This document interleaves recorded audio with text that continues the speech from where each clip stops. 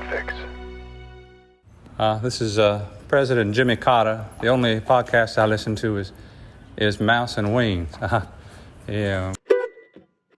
Mouse and wings, and a mouse and wings, and a mouse and wings, and a mouse and wings, and a mouse and wings, and a mouse and wings, and a mouse and wings, and a mouse and wings, and a mouse and wings, and a mouse and wings, and a mouse and wings, and a mouse and wings, mouse and wings, and a mouse and wings, mouse and wings. Hello, everybody. It's Mouse and Weens. We are here back from a small hiatus. And yeah, what can we say about that? This is Joelle, by the way. Jillian is to my left. We're both here in San Diego. Joelle's the mouse. I'm the Weens. That's right. But the reason we were gone, if you haven't heard or have been on social media, is because our dear mother passed away mid-January.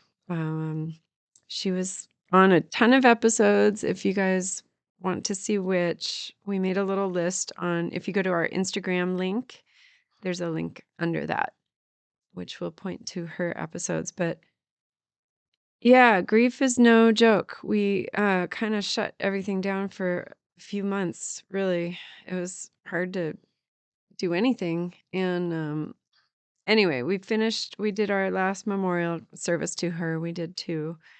And now we are kind of stepping into the new season. So starting today, we'll put out this episode. Jules, you want to explain how we had this episode? Well, this was maybe a couple months ago, where A year ago. oh, wow, it's been that long. Okay, well, I thought it would be cool to get Mom and her two brothers because, on the podcast, and we haven't seen them or talked to them in a long time, and we just wanted to gather some of Mom's history. So thank goodness we did that, as well as, you always inspire me to ask Mom to talk about her personal stories in her childhood, but I was especially getting excited about learning more. I feel like we spent so many years nitpicking Dad's life. The Or I egg did. side, yeah. The egg-old side, because they were so prominent in our childhood. And I feel like Mom's, I don't know. What do you think? Yeah, we wanted to know more about Mom's childhood and get her brothers on air because everybody's getting older. I mean, it was kind of a weird. Well, we'll talk about this in our next episode. We're going to do kind of a deep dive in this whole change in our lives and everything. But yeah, people get older and you need to do all the things and collect all the stories, and we're really glad that we did.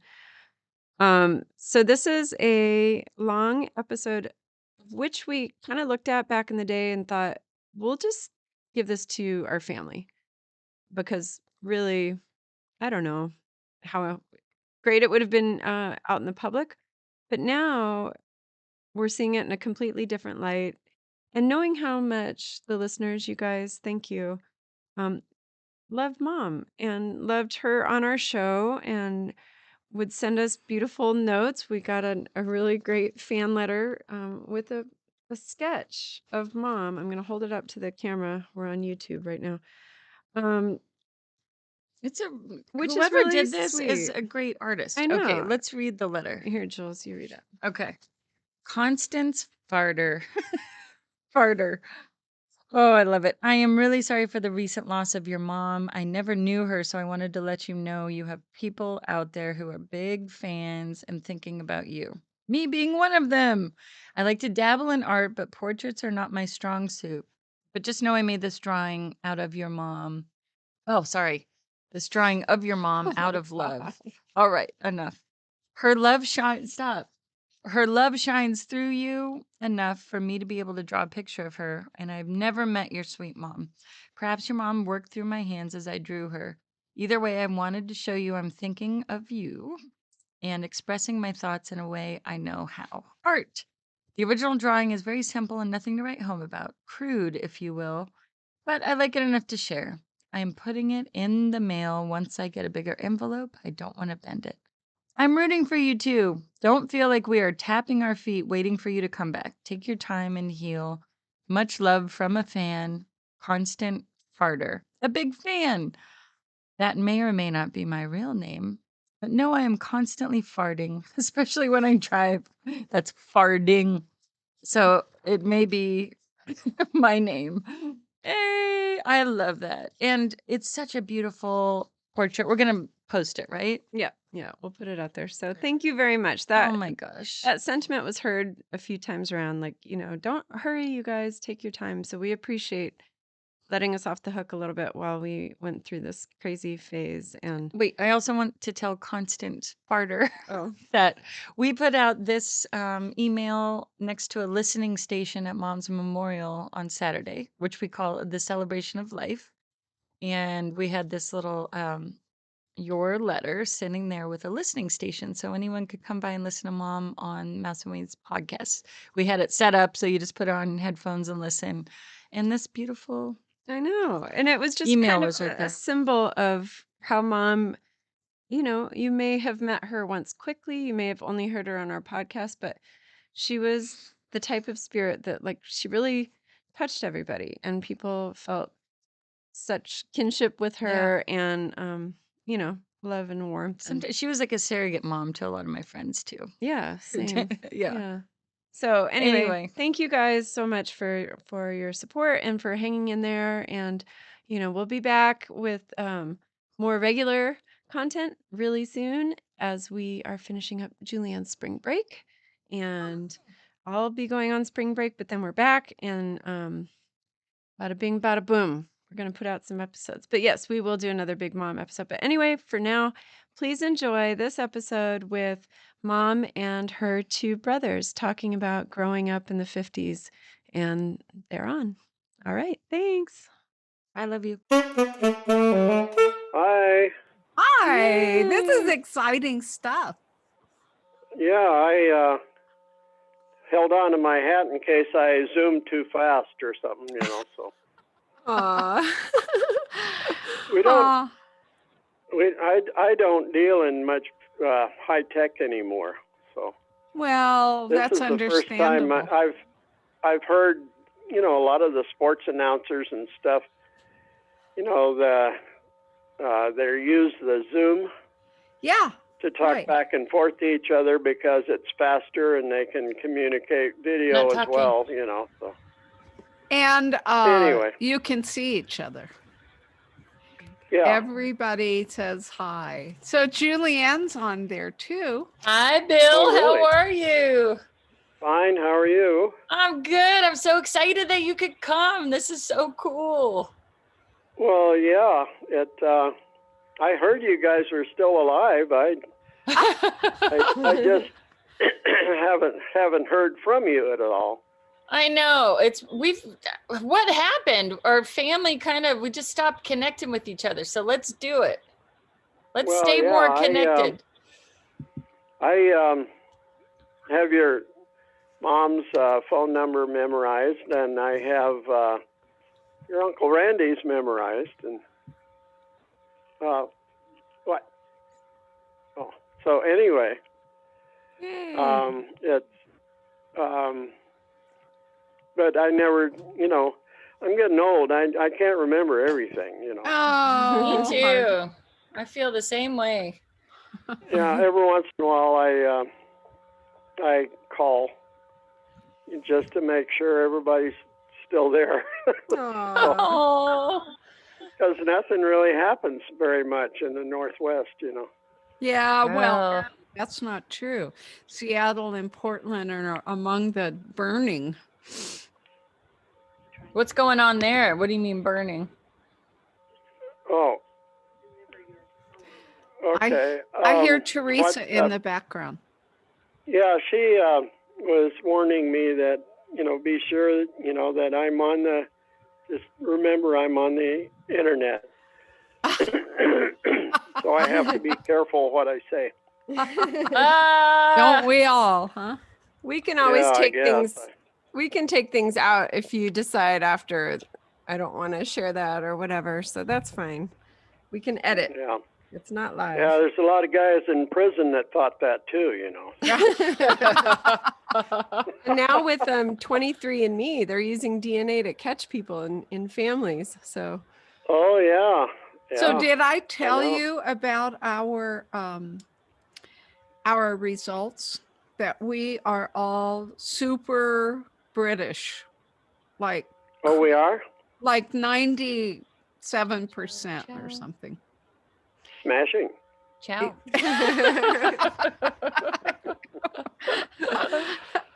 It was kind of Anyway, disappointing. I wanted something, exotic to come out of it, but no such luck. I was always under the impression, talking to Mom and Dad over the years, that a lot of we had a lot of relatives, I guess, that came out of Wales. Yes, Daddy's But relatives. I guess that's considered the British Isles. That is. So. Yeah. Hey, Randy's here. Oh, here I am. Here I am. Yay! Yay! This is I so don't know exciting. why it was X'd out. Yeah, the little video thing on the bottom was X'd out. So There you How go. nice. You we've look got just like about- Grandma Carter to me. Yes. Okay, I'm a little forward. I hope. A little more hair So- on the upper lip, although she was getting Yeah. there too. She had some whiskers. You had that. Okay, we're all. Okay, I'm ready. Yay. Now, do you mind if we record this for our podcast? We were going to Oh, put no. something together for a little family history, and then it'll be out on the airwaves, but we can always edit anything if you want. Well, so. I won't curse or do anything strange. Oh, curse away. Cursing is fun. No. Just don't get naked. But Oh, darn. Let me go get dressed right quick. So. Aw. Oh, well, hi, you guys. We're Mouse and Ween. So I'm Joelle Mouse. This is our nickname. yes. I don't know if you knew this. And then Julianne is Weens. And you guys are our amazing family. Yay. Yes. Thanks yes. for coming on. So- Mama. So Randy was always the bass in our quartet. Can you tell why? Yeah. Doesn't he have a great voice? Well, I used to. Fever fever helps right now, so Yeah. I don't know if you know what that is. No, but what is it? we have cedar juniper. It's a juniper tree basically, but they're big. They're cedar trees, Mm-hmm. and they go through a pollinating season, and it's always early. I mean, late or early spring. Mm-hmm. So that's where we're at down here right now. And it's crummy, but doesn't bother me all that much. But some people, it just is. I'm allergic Yep. to Idaho. My nose runs all the time. So What? It's 14 degrees up there. No wonder it'd be running. So Well, we're having a heat wave. We're having a heat wave. It's 21 right now. So. Oh Yeah. my gosh. Now, Bill, And- you're and the sun- in And Washington. the sun shining. Yeah. Oh my gosh. What We're on the city are east you? side. What? It's Tacoma or Oh, no. We're almost 400 miles east of Seattle. okay. We're within 30 miles of the Idaho border. up by Coeur d'Alene. Okay, Up gotcha. by Coeur d'Alene. We're we're in God's country. Oh my gosh. We're going on a walk with Uncle Randy. He's taking his phone out and we're looking Oh, at that's beautiful. a lake. This is the boat dock, right? In Austin, on his- Texas. It is on his balcony. That's Wow. amazing, Randy. now that's where I'm at, and it's about 65 degrees. It's pretty pleasant. So Okay. Oh, Yeah. it's beautiful. Wait, what is that called, Randy? Lake Travis. Oh. Oh, I love it. We're right on Lake Travis. So. Is it So- full now? Pardon me? No, Is the lake- no. It's quite low. It's gone Is through. the island showing out there? No, I mean there's some islands way further down the lake, but it's not right now. I mean Yeah, they're it's. I have to explain that this lake goes up and down with the demands of water. It's a big supersized reservoir and flood control. And so it provides all of the Austin metro areas with water.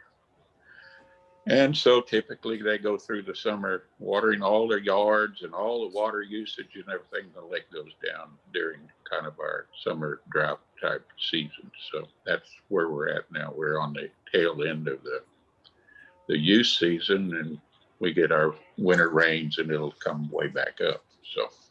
So from what I remember, you untie and tie and untie and tie your dock to go to the level of the water, correct? Well, it's not necessarily untying and tying. I have winches, and you just winch it. I've got steps, and it just goes up and down the steps and everything. But yeah, you kick it out. It's a constant thing. It's got like a 30-foot gangplank, and it has a lot of flexibility as far as the rise and fall of the lake. So, it can go down 3 or 4 feet, and then I have to start moving a few steps, and then so we're about 30 feet down from where we started in the last spring. Oh, yeah.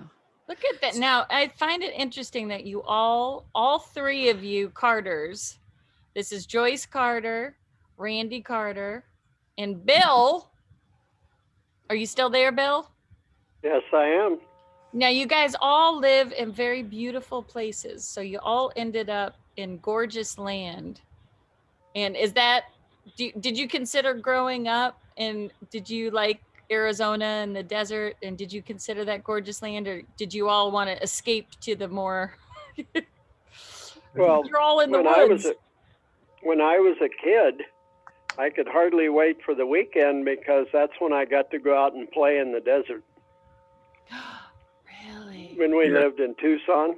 Yeah, both he and I, both as guys, enjoyed racing around in our bikes and wrecking into cactus and starting off. Yeah, starting off for don't that. Don't forget the BB gun fights with the neighbors. So Yeah, BB guns and well, we went out, and when we started getting real guns, Bill was much further ahead of it than I was. They always gave me a shotgun, and he got to shoot the rifles. So What would you shoot? nothing. whatever got in the way, I guess. There wasn't anything really. You walk around out in the desert, and all the animals know where you're at. They all take off like nobody did. I don't think we ever killed anything out there. Shot a lot of trees and rocks and everything, but I used to try and shoot the geckos off the top of the patio wall, and but they're kind of small, and BB gun isn't the most accurate thing in the world. Yeah. Oh, we messed around out in the desert a lot. That was fun. So it doesn't sound like there were many people out there then. Where we were at the time, we were on Craycroft Avenue, and that was the border of the city of Tucson. I remember that perfectly. If you say and it was the entrance to Davis-Monthan Air Force Base. You just follow Craycroft, and you'd end up at the Air Force Base, and we used to watch the B-36s and the B-47s take off from. They'd come right over the house. That was 10th at Craycroft. Right. That's where. Exactly. Yeah. And but anyway, much to the chagrin of my mom, because we had one of those perpetual motion clocks, and every time one of those things would come over a little too low and everything, it would vibrate it and it'd stop running. Now, Are you looking at Gus, your dog? Look at this. Basset Hound, right? Isn't he the cutest? Oh, hi, Gus. He's got a bone. He's got some droopy eyes, droopy ears. That's Flash.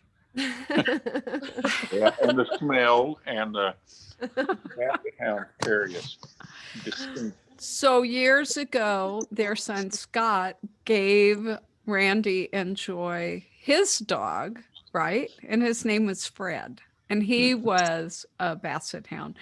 And to Randy and Joy's chagrin, Scott did not pick up his dog. So We kind of knew once he came out here, it was a done over deal. with.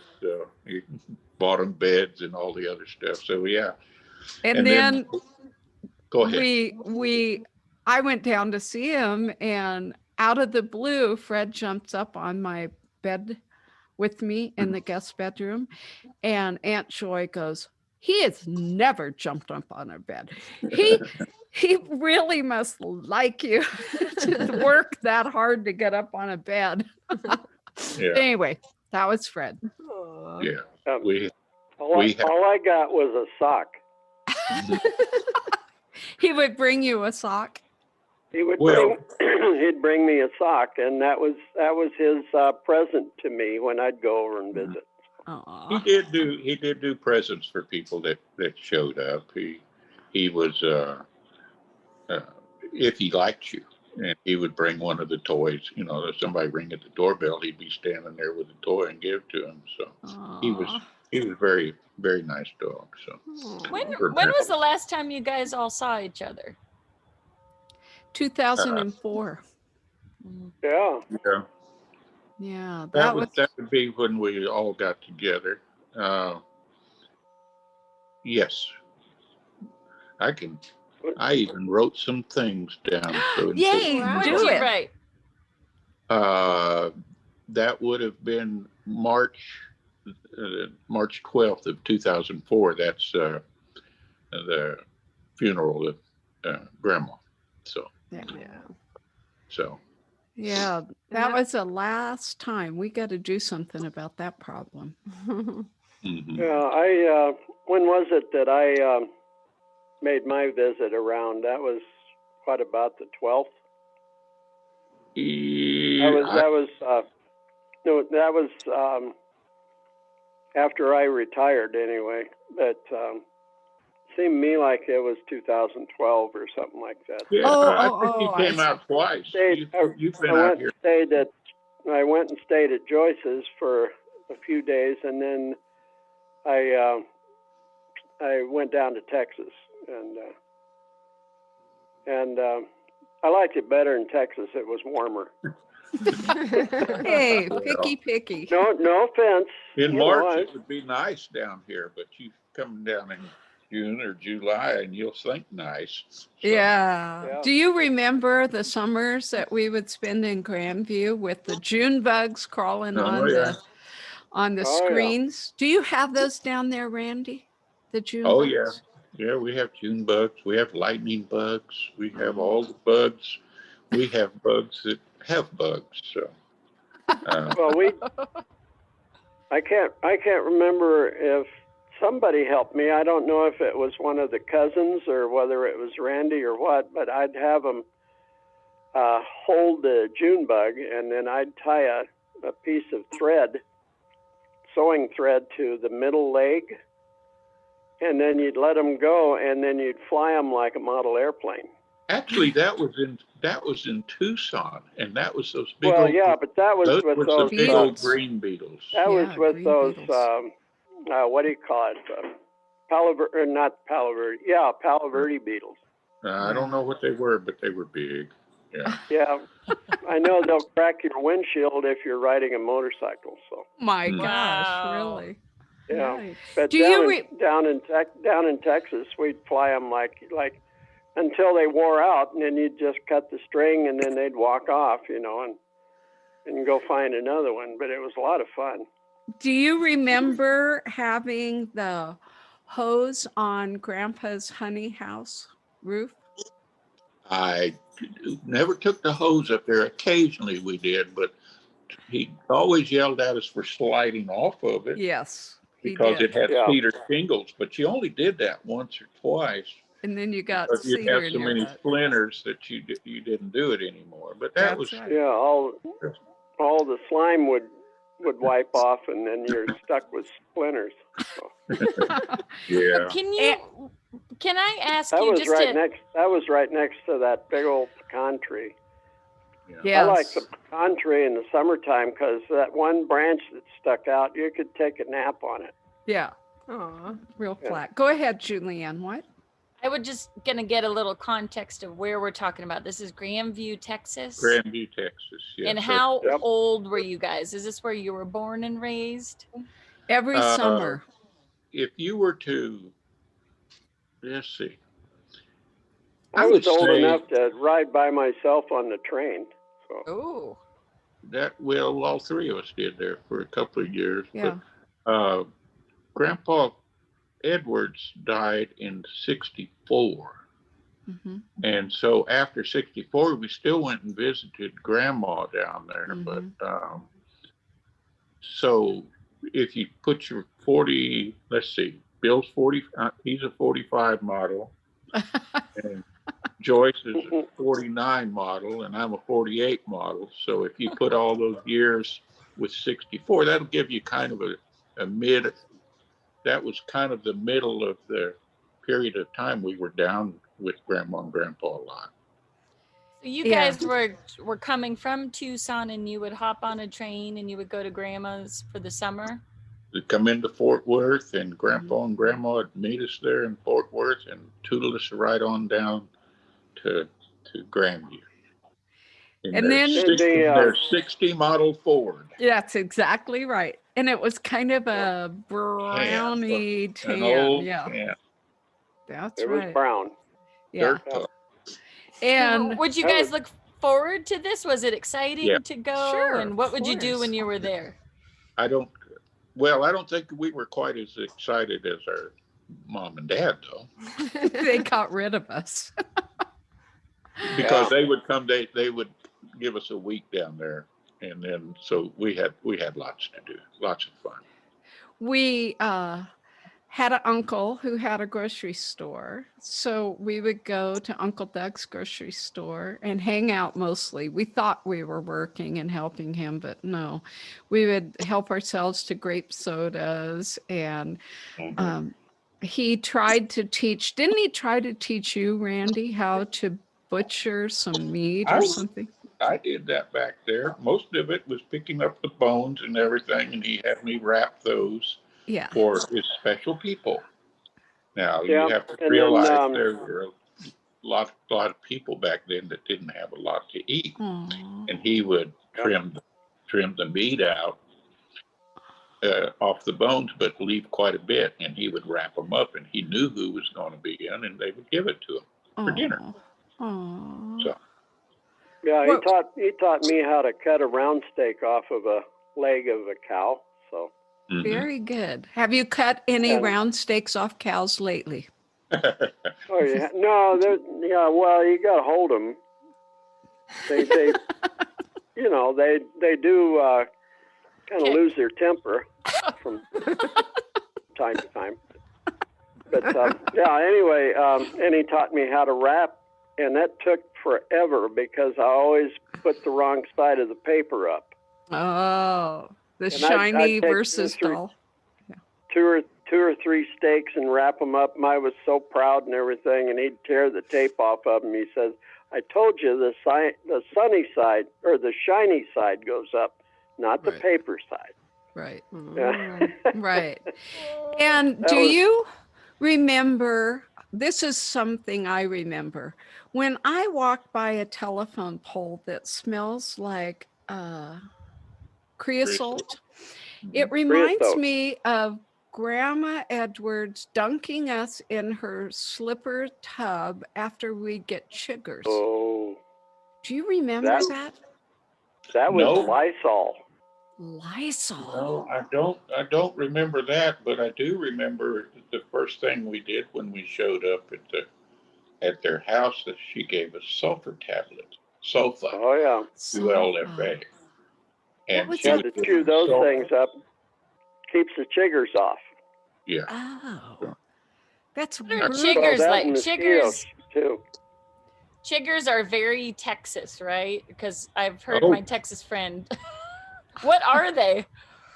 They are everlasting mosquito bites. They don't go away for a month. They're actually a very, very, very tiny spider that just it's just bad. You have to look them up. Ugh. Anybody that lives in the Bible Belt or the so-called Bible Belt, you know, the southern states and everything, everybody knows what a chigger is. Mm-hmm. Okay. And they seem to gather around the tight places, like the elastic around your socks and your underwear and any place that's tight. And but the only place around my grandma's house or our grandma's house that didn't have chiggers was the yard that had St. Augustine grass. Right. But the rest of the yard and everything else along the driveway was Bermuda grass, and they loved that. And I mean, you could just walk through it and not play in it or anything else, and you'd have chiggers. It was awful. Yeah. And then that's the term. That there's a term for things that are messed up, chiggered up. See, so instead of boogered up, they're that chiggered term up. before? No, I've heard Yes, buggered up.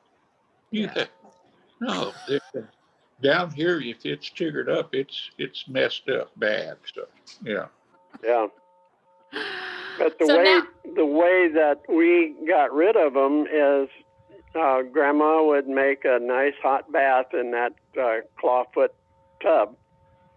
Mm-hmm. And then she'd put, I remember it was 3 capfuls of that Lysol that you mix with water. Mm-hmm. And it was in a little bottle and everything like that. And she'd put 3 capfuls in per bathtub. And then you'd go take a bath. You know, you'd get clean with soap, but you'd also take a bath and soak in it. You had to soak in it for at least 15 minutes. And it smelled to high heaven. Huh. But it almost smells like creosote. In fact, I wouldn't doubt that there was creosote in it. That's what I'm remembering, because honestly, I can go by a telephone post any summer day, and I think of that tub. Ugh. Yeah, you'd think about going and taking a bath, huh? No, or she developed an itch or something. So what was Grandma and Grandpa like? Your grandma and grandpa. What did they do? And were they nice? Were they mean? Grandpa had a mean streak. And your grandma had I'll do what Grandpa wants me to do. Now, he's talking right now about our mom and dad. Yes. Yes. Got it. Okay. So they were a pair. No, they were a loving pair and everything, and good parents, but it just was difficult sometimes with Dad. Yeah. And Mom would use him, you know. I myself early on, he would frighten you sometimes. Mm-hmm. I agree. Scare the bejesus out of you. So anyway, when he would take his belt off, when he would take his belt off, the safest place to be was around Joyce. He never, that I recall, he never raised a hand to that girl. No. Uh-oh, Daddy's girl. But you guys got it, huh? Oh yeah. Well, I don't know about Randy, but I know I did. And well, he came after me for what you did sometimes, and that made me. So. Oh yeah. Well, it worked both ways. Nah, I didn't ever do anything bad. The only time, the only time he ever spanked me, it was one spank on my bottom over his knees, and we were in Mount Shasta in that big 2-story house that we rented, and there was a cherry tree outside, and Randy had gotten a hatchet for his birthday, and I'm going to say you were maybe 10, Randy, and maybe. And I took his hatchet and I went outside on a balcony and I hatcheted away a limb and it had cherries on it and it fell to the ground. And then I diddled right on down to pick the cherries. And then Daddy came in and he goes, "Who cut the branch off the cherry tree?" And I go, "Not me, Randy." So what with the hatchet? George Washington. And he looked at me and he said, "Joyce Carol, I cannot believe that you chose to tell a lie."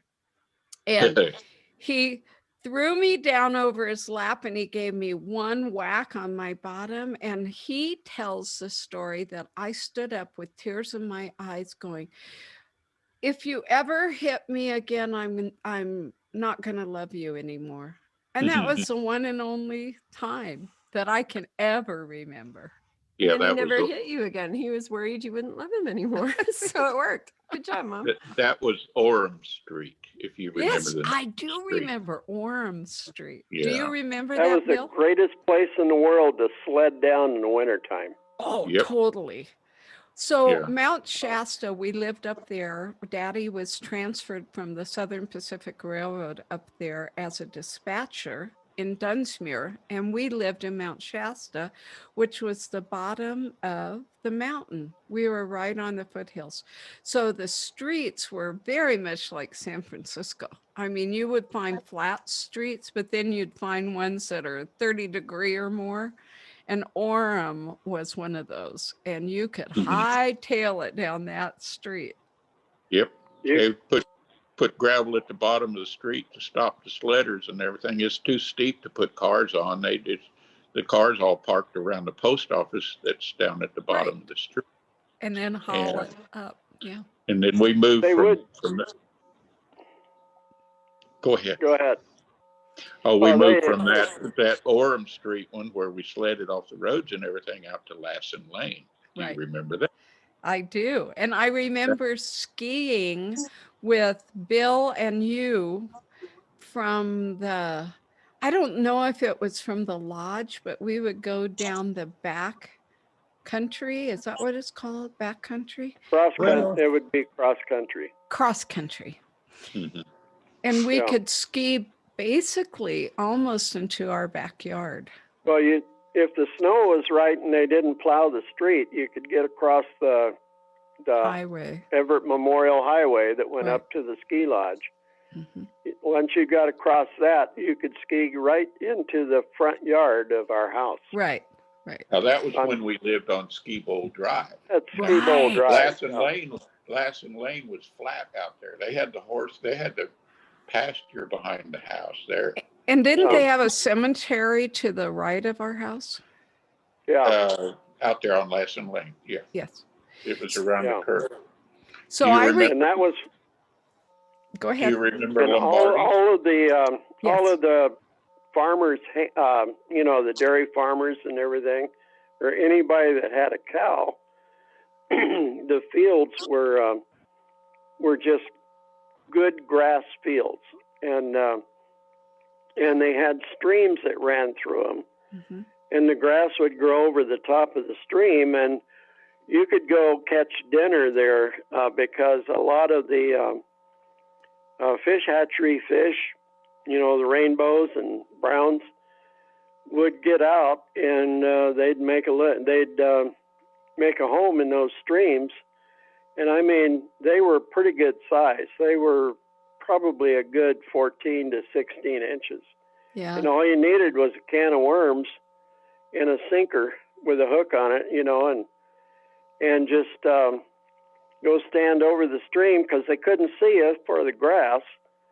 And then you just stick it in there, and next thing you know, the line wiggles, and you pull up 2 or 3 of them and take them home for dinner. You know what I remember about that is being in the room, my bedroom, and looking out to the right, and that cemetery was there, and I saw something. It was a flashlight with one of those reflectors on it that were red, and I was sure that it was the devil walking around. And I was wigged out for I don't know how Bill many or years. Randy, was that you? Oh, I won't admit anything, but I used to go up to Larry Cardoza's house, which you go up past the cemetery and turn right and went up about a block and a half. They weren't blocks; they were just houses, Right. 2.5 houses, and he and I went to school together, So anyway, and we'd go up there and mess around and do whatever, go fishing and stuff like that. But I can remember that he would come down to the house, and he would not walk next to that cemetery. Yeah. I'm with Larry. We would turn and go down on the opposite side of the road until we got past the cemetery. Then he'd come over to the, to the side we lived on, and everything was fine. But that entire household of his, they believed that there were ghosts running all over the place up there. I could have moved right in with them because I was sure of it. Sure of it. Yeah. So, Randy, you mentioned the Lombardi. Tell us about that. That's a dairy farm that, as a growing family, we would take our milk cans out there and load them up. There were those 2.5-gallon milk Metal cans, cans. and it was straight. I mean, he had it in a cooler and everything, and we had one or two at a time, and we would take them out, and he would give us 2 out of the cooler, and then just clean those up and fill them up. So you were buying bulk raw milk, and my mother loved it, which was your grandmother. She loved that fresh cow milk because the top was heavy cream, and the cows were real good producers. I mean, it was very good milk. So that was Lombardi's, and they also he got a kick of us kids coming out there because he had 2 little donkeys, and you would ride the donkeys. Except Joyce got thrown into the fence off of one of them one time, I think. I know. So that's I'm still getting thrown around, but that's okay. her horse riding background. And I remember when they were really happy whenever they had the prettiest cow in the world, the Jersey cow. And, they produce pretty good milk, but they're just a good-looking cow. And they've got big eyelashes and blue eyes and all that stuff like that. But they were so happy when their pregnant cow had twins. Mm. And they thought that was good luck. From then on, they were going to have good luck and everything. And the next thing you know, there was 2 other cows, and they were Guernsey cows, and they had twins. 2 of them had twins. Wow. And they didn't know what they were going to do, whether they had enough pasture or not to feed them all. So Cute. it was really like a family thing. People would come and just to look at the cows, Yeah. Yeah. And that's when I found out that a Jersey cow was the prettiest cow in the world. So. Aww. Yeah. Did anyone end up having cows in their life now, or no? No. Nope. Barbecue every once in a while, but other than that, I hate to say that. I don't know if there's we vegans did know or how not to here. eat them, that's for sure. So. Now, Randy, your grandma or your grandpa or my dad was a great barbecuer. He really could take a steak and make it taste good. Lowry seasoning salt. Yep. Oh yeah. Okay. Yeah, and they had to be at least 1.5 inches thick. Yeah, I remember him raising and lowering that barbecue over the flame in the backyard in Tucson, and it was like magic. Hey, now Randy, you kept your accent, but Bill and Mom, you don't have one. Did you guys ever have a Texan accent, or is this all because you lived there for so long, Randy? I have lived here since 68. So if it's a Texas accent, that's where it's from. Yeah. There's different Texas accents, though. There's some East people would Texas say he and ain't got North no Texas. learning, but No, it isn't that. There's a lot of colloquialisms, but Central Texas is pretty mild compared to some of the West Texas cowboyish and East Texas twang, North Texas twang too. Mom and Dad were the North Texas twangy ones, and I'm just kind of in the middle of the road down here. So I don't ever remember Mom and Dad ever losing their accent at all. Dad worked harder at it than Mom did. Mom didn't care. So, and Mom hung out with. He got a little bit of help with the people he worked with. Being a dispatcher, you were in a building that had a lot of people from Oklahoma and Texas and places like that. Yeah. And so everybody, you go in there and you felt like you were, in the South. And, your mom had the same thing in the church with Winnie Elchuk and that Louisiana accent. So it all is relative, I guess. Mm-hmm. I think now you guys from California think you don't have an accent. But we don't at all. What? It's Emlyn. Like if you were to pronounce a letter at a time, it's funny to listen to the letters fall off. Like, especially watching Wheel of Fortune with all the California people on it. And can I have an M? Or you just watch it sometime. Julianne, can you say you, Randy? Just say you. You. Oh, that's pretty normal. Okay. So you what say about it, Julianne? I mean, EWE, like W. Okay, that's a good one. W. No. Here's a group of words that you need to ask people then. You have a shirt or a blouse with flowers on it. What is it called? Blouse. No, well, that's one. I mean, what is it? The decoration on it. Oh, calico, floral or flowered. Oh, but it's certainly not flowery, is it? No. Well, you come down here and it's flowered. So no, there's kind of a funny. You get that in Arkansas too. Go ahead, next. Anyway, give me another one.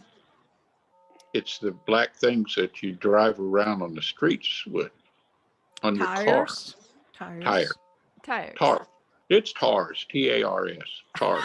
Tars. Well, I remember Aunt Vera always saying, and we didn't call her Aunt Vera. It was Aunt Vera.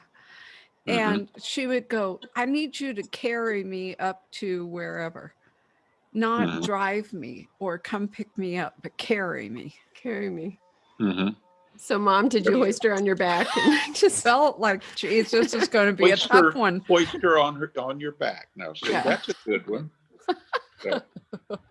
And then, don't you remember the song? There's that song, "Carry Me Back to Old Virginia." Yeah.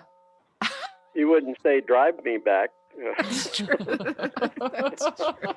But I always think that you'd have to be in a casket to be carried back to old that's Virginia. pretty much it, I think. Yeah. I think Go that's ahead. what they were referring to. Oh, other words? I don't know. I was wondering, well. Yes, if you had a shirt that has lines on it and it's different colored, not a gingham, but what? Checked. It's checkered. Checkered. Like this? Say the word oil. Well, I shouldn't say it. Well, don't copy me. No, oil. I mean, I always say oil. Bill? There's no, but you've got to get into some of the other areas. We're sophisticated here in Austin. So. UT. Go UT. Yeah, Bill. I was going to ask you. all. Yeah. I was going to see, does anybody still sing? Is anyone actively doing that? Only Joyce that I know of. Really? Well, Bill gave up the choir just a couple years ago, right? Oh, okay. Yeah, I got to where I couldn't see the words anymore, and what really, well, you know, Presbyterians, they always want to keep up with the Joneses, you know. Yeah. And so other churches like the Methodists and others in that genre, you know, they decided that it was better to with the hymnal to keep the song but change the words. Oh, geez. And Okay, so I found myself trying to sing to songs that I've known for 50 years, right? To different words, and that, you know, you couldn't even sing with the rest of the congregation or anything like that, you know, and they'd look at you like, well, what's the matter? Don't you know the words there? Mm. But anyway, so that happened. Plus, it was just getting harder for me. You know, what they were doing is they were sending me, you know, the anthems that we were doing in the choir. Back in those days, I could still see the screen on my computer, and I would print it off. I'd print the words off. They'd send it to me in large 22 font, and you know, bold 22, and then I would read them, memorize them, and then I could listen to the song off the computer. And then when I got to church for choir practice or for services, I had it memorized. And I did that for years, you know, and it got to the point, it was just too much trouble, or it was too hard to do. Yeah, right. So Bill is a tenor / baritone. Randy's a bass. I kind of wonder. I can get down to a B. I can get down to a B flat sometimes. All right, that's more than me. I kind of wander around in a really, really small area. But Randy, when I was in high school, I wanted him to come sing with me at an all-state choir. And I talked him into auditioning, which was not his nature. And he sang Down in the Deep. Do you remember that, Randy? Oh, yes. I remember that. I can still sing. I just haven't worked very hard at it. So. Well, this song is, they were showing off his bass notes, and oh my gosh, I was so proud of him because he just kept going lower and lower and lower and lower. Do you remember the director, the Lane teacher? Justice? He rekeyed that. Okay, he had me come in there and sing it, and then he rekeyed it, and I sang it again, and he rekeyed it, and he said, we can't go any lower, so this is it. So that's how it got. Isn't that cool? Can we hear an example of that? And I would don't love know to. how many notes you can. So anyway, I used to sing. Randy, because Mom and I don't go to church like I should. Well, none of us do, but that's good. Go ahead. Julianne's asking you a question. I was asking if we could get a little sample of that, because now I would love to know how low can you go. I could go this low. Oh, how low can you go? No, I don't know. It just depends. Can you do a little scale? No, let's not do that. Come on, I can't even. please. That's like auditioning and everything. No. Okay, no. Mom, will you do it with them so you'll get encouraged? You guys can all do it together. Bill, you pick a key and we'll just do a scale down. Who, me? Mm-hmm. You mean like Just pick a note and then we'll head down and Randy can go an octave lower. No. It's interesting if you play. Just go to. You just start at C.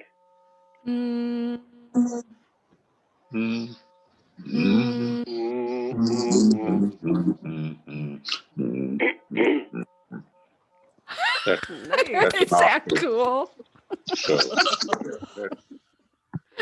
That's awesome.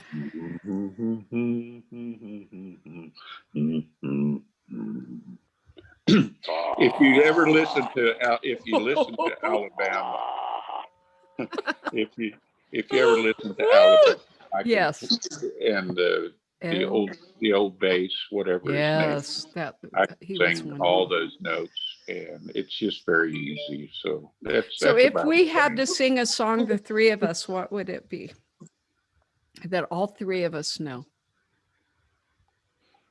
I don't know. Down by the river to pray. Oh, geez, that's from God, that movie.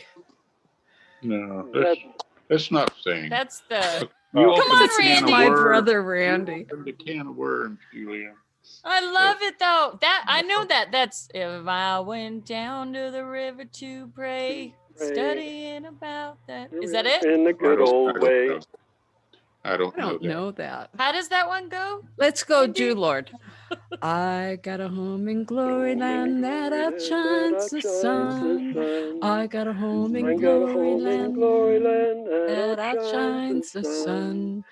I've got a home in glory land that outshines the sun. Way beyond the blue. Do Lord, oh do Lord, oh do remember. Neither one of you are on the same key, and it's hard for me to find out which one to sing with. There's a delay on mine for some reason. I'm running a note and a half ahead or behind. I don't know which. I'm listening to the lead, and the tenor is supposed to be an octave lower, but I think it's. Oh well, we don't sing too well over this. We'll do one. Joyce and I did pretty well there in the Mercedes, but yeah, that was. I'm pretty reserved. Let's put it that way. Was that after the wine or before? No, I can't remember. I took Uncle Bill in my convertible, and we cranked up the tunes, and oh my goodness, we were having such fun singing. See, Randy, you guys have to have a reunion again, so we could all get together and we'll all sing together. Sorry, Mom. So I'm thinking Texas, Randy. Lucky you. How many airbeds do you have? Let's see. Gus is on one. Let's see. I have a computer room upstairs. It's a pretty nice room, and it's got a bin bed. That's one of the grandsons. So it's got a bin bed, but Gus now thinks that's his because I go up and I'm a big YouTuber. I like to go through a lot of YouTube stuff and everything. I just enjoy it. It's almost like following family sometimes, but I'm up there, go up to YouTube and watch the news and everything, and he's there. So that's one bed, and then there's another queen size. There's the counting room. Do what now?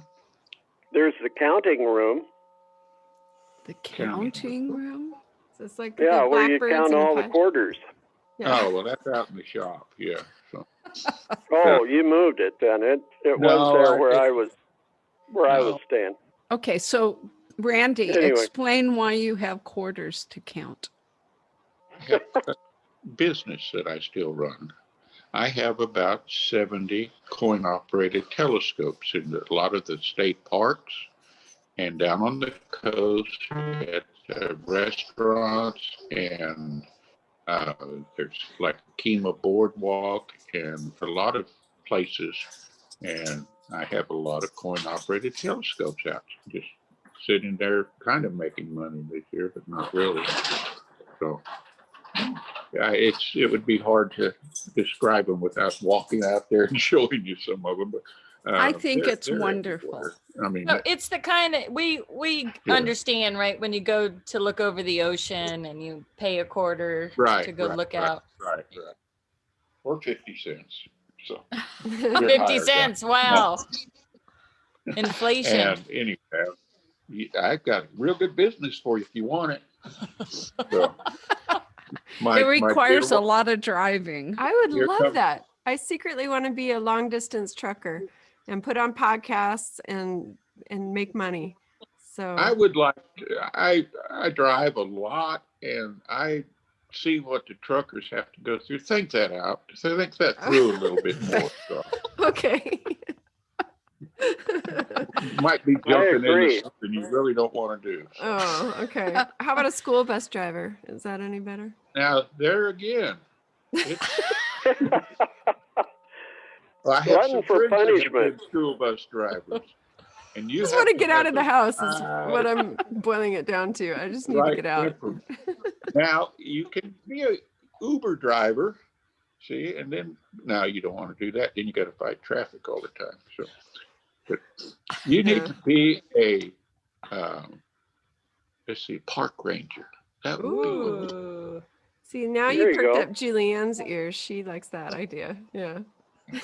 I want to move to I just envy all you guys because I know that you all live in excuse me. I just said y'all. Look at you're rubbing off. You know you can't say you guys anymore. That's like kind of a Why not? It's Still say you guys.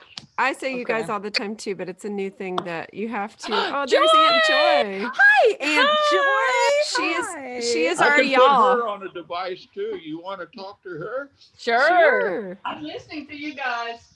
Let's get her on.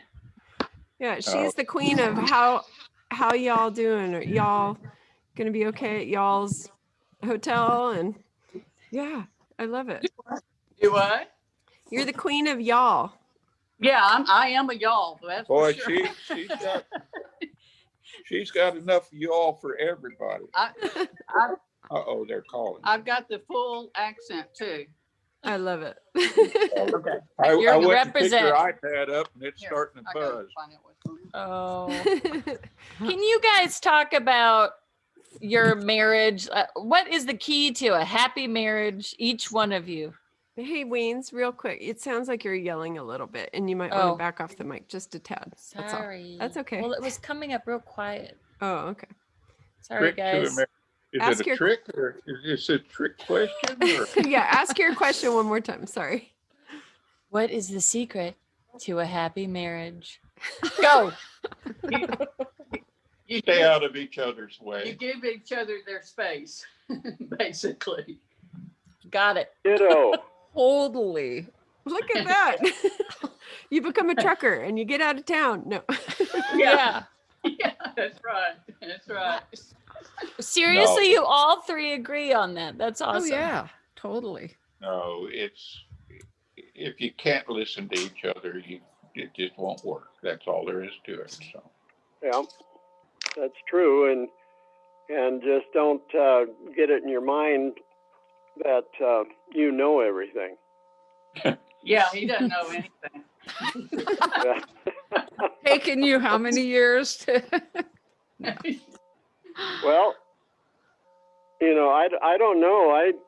Randy, how long have you guys been married anyway? 45. Seems like forever. Let's see, 74 models, 74 to 45. 45. Yeah. It's too many. Oh Yeah, a lot of years. So. yeah. Nah, we're fine. Well, we got 39.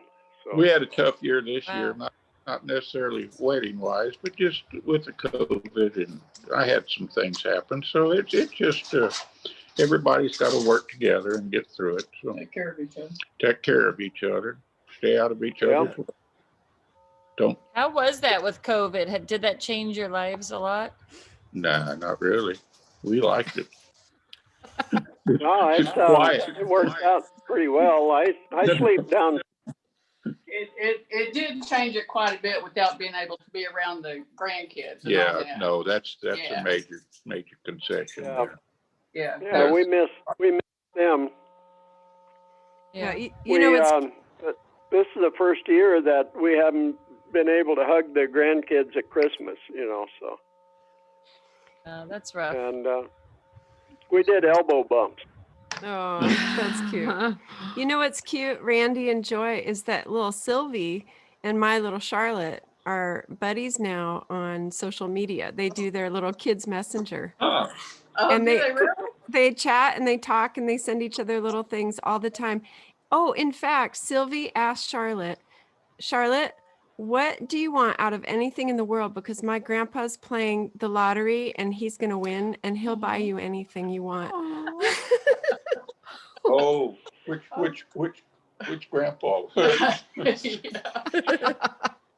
I don't know. I assumed it was you, but maybe not. Actually, I'm going to break down and get one, I think, just because I can do it online and not go out and have to go into some of these Convenience stores. Convenience stores that we have out here. They're not clean to begin with, and then you throw the COVID in there. Ooh, scary stuff. No, they're not that bad, but Well, Denny bought 5 tickets and then we'd spent it all. And his quote is, "We go to bed millionaires on Saturday night. Sunday morning,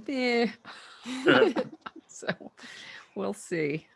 But yeah, it's pretty impressive. We lost a sister here. I know. she took off like a racehorse. I don't know. I'm coming back. No, it was Julian.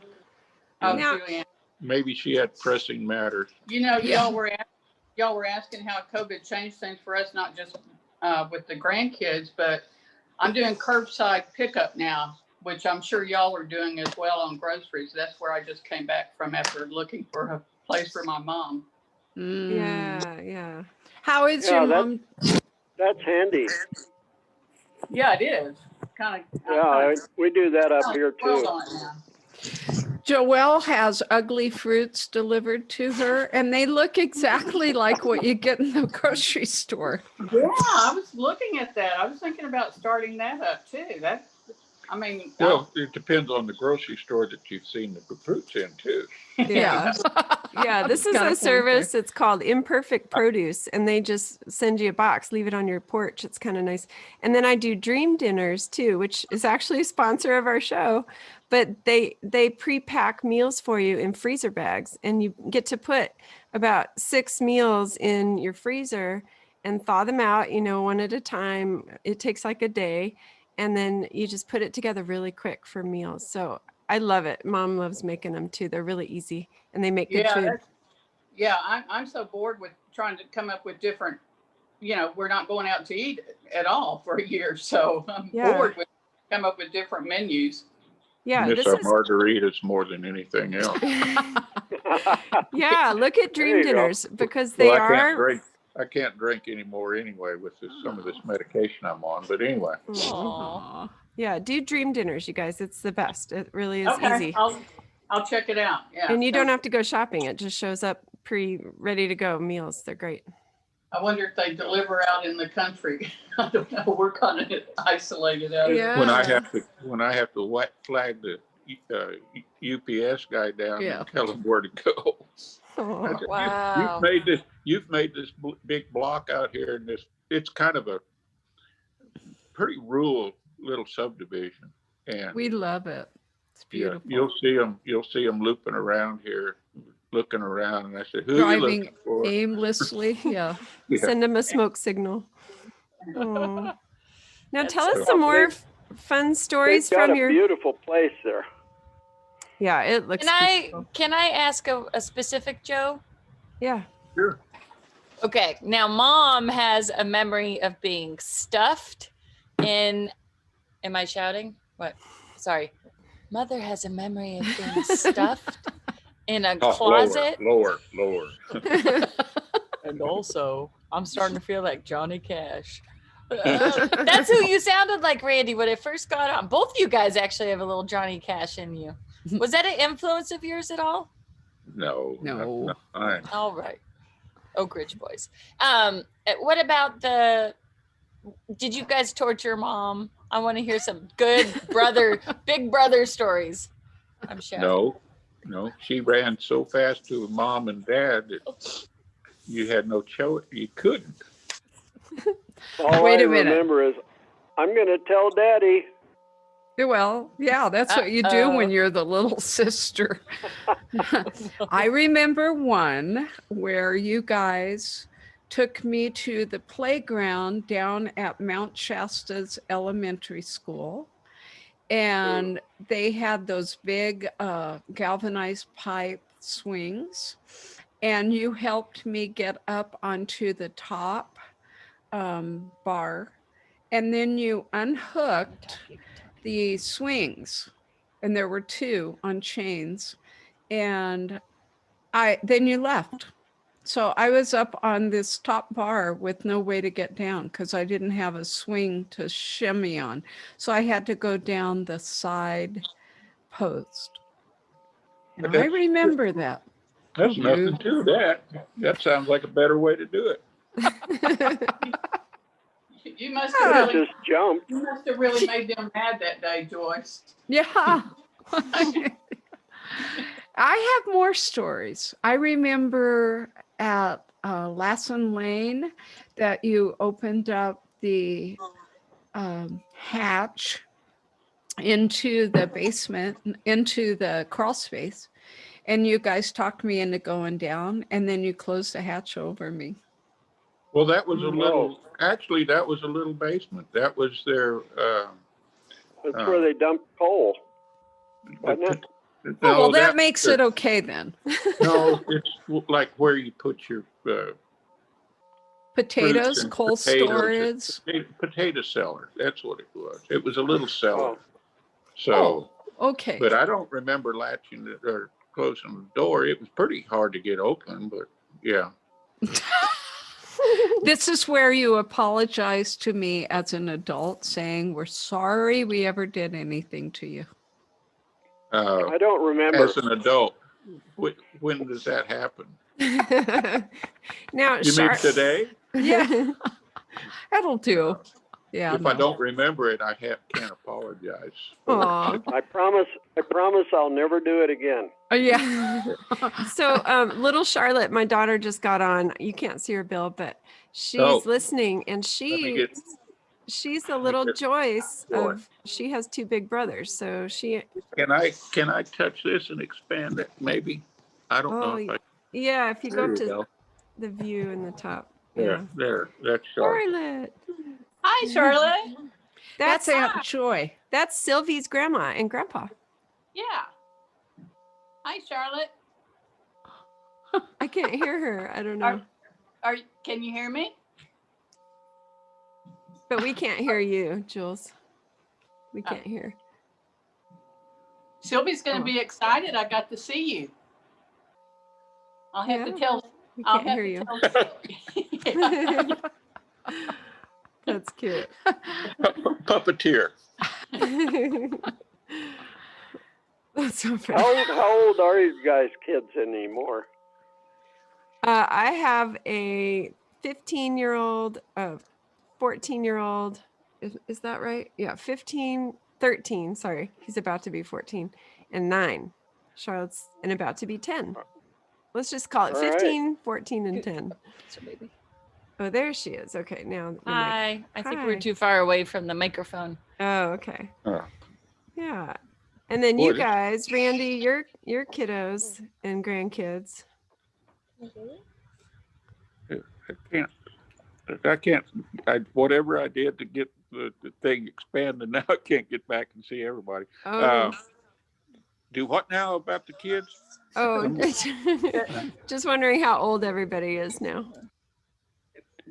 Grandkids are 2 8-year-olds, 2 6-year-olds, and then a 14-year-old and a 11-year-old, maybe. No, 12-year-old. 12-year-old. Yeah, that's Lori's stepchildren. Daughters. Yeah. Yeah, and we don't ask us how old Lori and Scott are. We don't know. I told them. Oh, you did? Okay. Well, no, Scott's Lori's a 78 model, and Scott's an 81 model. There you go. Yeah, Scott will little be turning- cousins. Yeah, Scott will be turning 40, I think. Is he going to Nice. be 40? Yeah, he's going to be 40 this year. Wow. Amazing, isn't it? I feel like an old guy. And how about you, Bill? 16, 14, and 12. Wow. Fun. Yeah, we're on social media with Todd and Jill, so we get to live by proxy. It's fun. Oh, okay. Well, good. Yeah. Yeah, they're the techies over there. All of the grandkids are in STEM programs, so Nice. they actually I didn't realize it wasn't just something you could sign up for. You have to Qualify. be qualified for it. Mm-hmm. That's good. And so anyway, Well, they have good so genes. they're the smart ones over there, and we're the ones that just Root them Todd will on. say, if we need help, with technology, we just give Todd a call. He's Every good. once in a while, I'll talk to Randy about it, but I'm going to jump back to Grandview. okay. When Mom had her graveside, one of our cousins, Tommy Edwards, had done genealogy, and he took us out to a gravesite that he and his dad, our Uncle Thomas, had. Actually, I think that was John Paul. Oh, was it? Well, he was there with us. Yeah. So that was the original Grandview cemetery. Yeah, well, they both had stuff going on. Yeah, okay. Yeah.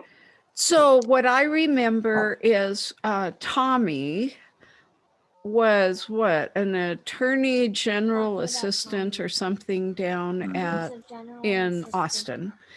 And he had a little more pull, and he was able to get the gravesite, I don't know, historically registered. Am I correct? Yeah. There was some people from the Civil War that were buried there. And but I can't remember who they were. Well, I remember him saying that this guy was, great uncle, blah, blah. And I remember seeing little gravestones there, which were a bunch of babies that were buried. But then there was one that said, hanged by the neck until dead. Do you remember that one? Well, yeah, but that wasn't part of the family. Good. That was worried about that. That was one, and it didn't really have a name on it, but it was right next to one of the ones he was looking at, the Odoms or somebody like that. Yeah. And so he said, well, we hope that wasn't part of the family. So, that's what it was. I kept thinking, oh my gosh, what happened? I mean, not that there weren't some, but that was kind of in that context back then. So I thought that was an interesting day. It was very historical. And the other thing I wanted to touch on is how Grandpa Edwards would take us fishing, and what your memories are and what mine are. Catching the grasshoppers and going to those muddy tanks and ponds. And stepping around big cow pies. So how was it that he thought there would be fish in those? There were always fish.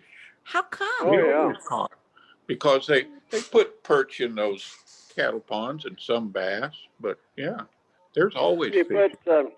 You put fish in there, and it would help keep the algae, moss and stuff, the algae that grew in there would help keep it under control.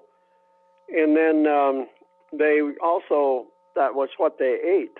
So they got some pretty good sized ones there. And supersized turtles. Yes. Oh, yeah. And he took the 22 out and let us shoot at the turtles too. Yeah, right. So. I would take it down to Walker's Creek there where the swimming hole was, and the cousins and a couple of the kids from town and everything, we'd go swimming there. And it was a huge oak tree, and you could lay down and it was over the pond, and you could lay there and shoot the turtles when they'd stick their head up out of the water. Oh, But you Sorry, couldn't hit girls. You couldn't hit anything. But they were loggerhead snapping turtles. Yeah, but you couldn't hit anything with that old gun you gave us. That old no, 22. You just would took a shoot pocket full of shells and had a good time. It would shoot every which way. It would. have you guys ever gotten bit by a snapping turtle? I heard it hurts. No. Oh, no. They can take fingers off and everything.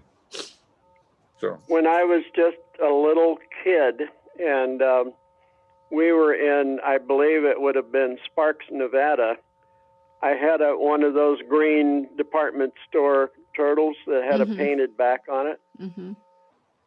And I had a piece of lettuce that I had in my fingers, and apparently I wasn't far enough away from where he bit, and it took the end of my finger off there, or didn't take it off, but it pinched it pretty good, and I had a little blood coming out, and I never liked turtles after that.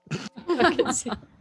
Even Grandma Carter's Pokey the turtle in her backyard there in Tucson. Lightning? Oh, I no, thought it was we like Pokey. Pokey, I had a Pokey here, and I didn't call him Pokey, but he wandered off. But those tortoises are nice. They're just sweet animals. So. Don't you know how she would feed that little tortoise all this lettuce, and it would eat it like fast. It would come running across the yard.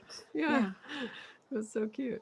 So can I ask you guys what you would say, like, what are each of your personalities growing up? And I know that's kind of a random question, but Randy, were you, as far as one of the kids, were you the grounded one, and Bill was the crazy one, and Mom was the sweet, like where are you guys?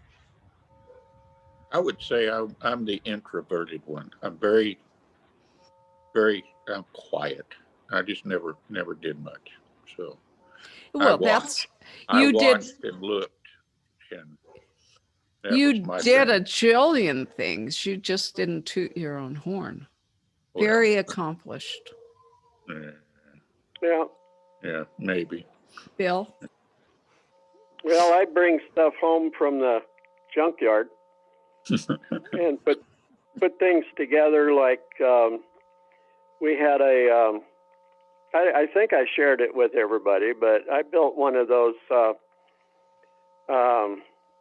It's like a coaster. Well, I called it a coaster, but you got baby coach wheels, or off of a buggy.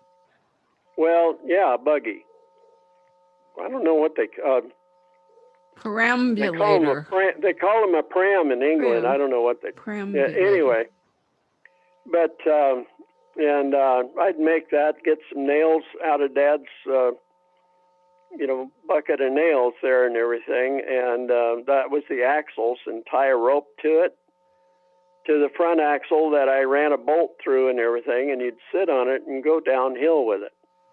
I had a wooden brake on it on the side, and you just use it, drag it on the pavement until you stopped, and but I do stuff like that. I put a motor on the back of a bicycle one time. That was when I was in high school, though. Wow, so that might be in the gearhead category, maybe. Yeah. And Randy, and I was an amateur radio operator too. So. Oh wow, the ham radio, CB. Yeah. Grandpa Carter too. That is cool. Yeah, he helped me with Morse code that I needed to pass the test. And he learned as well, because the Morse code that he knew as a telegrapher when he worked for the railroad was the old Morse code. The stuff I learned and he had to learn was the international Morse code. Wow. So anyway, but that took up a lot of my time, plus, just your regular sports stuff and going out and hunting and cutting firewood and just general being a boy, so. Tinkering. Mhm. And Randy, being the introvert, you did a lot of what kind of, were you a tinkerer also? I'm trying to find parallels between all you guys, and then I'm going to ask Mom next. I am probably classified as I won't say engineer, but I was a plant manager, and I did AutoCAD work, planning plot plans for multiple buildings, tying in all the infrastructure, and kept all that organized, and fabricated a lot of machinery-driven infrastructure, pump stations and things like that, worked with contractors and so on. But I would say I'm a fabricator. I still do that. I still have a machine shop out in my garage. I do mechanical lathe work and rebuilding the telescopes, and everybody wants me to weld and build stuff for them. You're the local guy, the go-to welder. I am the builder. Yeah. Log splitters and things everybody wants, and boat dock works and winch stations and things. So wow, yeah, I'm still engineering and drawing and doing things like that. It's a big deal. And Mom? I'll let them tell you what they think. No, I don't know. No, Mom, you're allowed to. You could toot your own horn. You do amazing stuff. Let's hear it. Oh, well, I design and build and decorate and paint and do music and love on my girls a lot. And but you guys are also, you're one of the most handy people I know, Mom, with fixing things and with wood and lathing, and you guys are all coming from the same cloth. Yeah, I had two brothers, and I used to pay attention to what they did, and they would rebuild engines. And in those days, it was pretty straightforward. Now it's crazy, but yeah, I at least give it a great shot, if nothing else. Sorry, did Grandpa Carter, was he real? Was it important to him for you guys to know how to do certain things? Oh, yes. That's my opinion. Like what? Leave his stuff alone. Well, mainly, yeah, leave his stuff alone and never use anything without permission. Wow. But, like if I needed to use the drill, we'd get into arguments.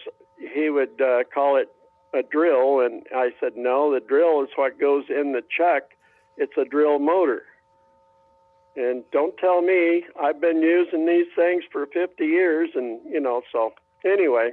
Wow. We agreed to disagree on that kind of stuff. But so did you guys ever get in beefs with Grandpa?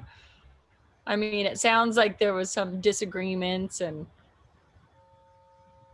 No, I mean, I you can distance yourself for a while, and then somebody's got to break the ice and figure out what happened, and that's happened to me a couple of times with Grandpa. But Mom always was your grandma was always the mediator, bridge. She was and she realized that you got to realize he went through World War II with some major psychological pressure, and it's called whatever it is.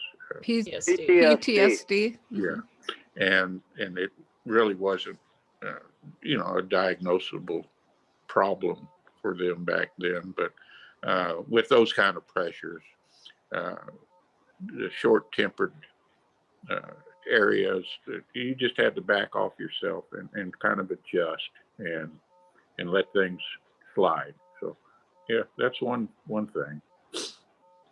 So you guys didn't end up in therapy, or it sounds like you just let it go.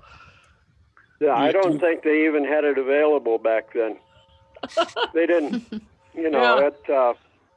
it was just, you know, it was just one of the things that happened. It wasn't just him, but, you know, there were other people that I noticed that acted a lot like Dad did, and they had gone through similar things, you know, like that.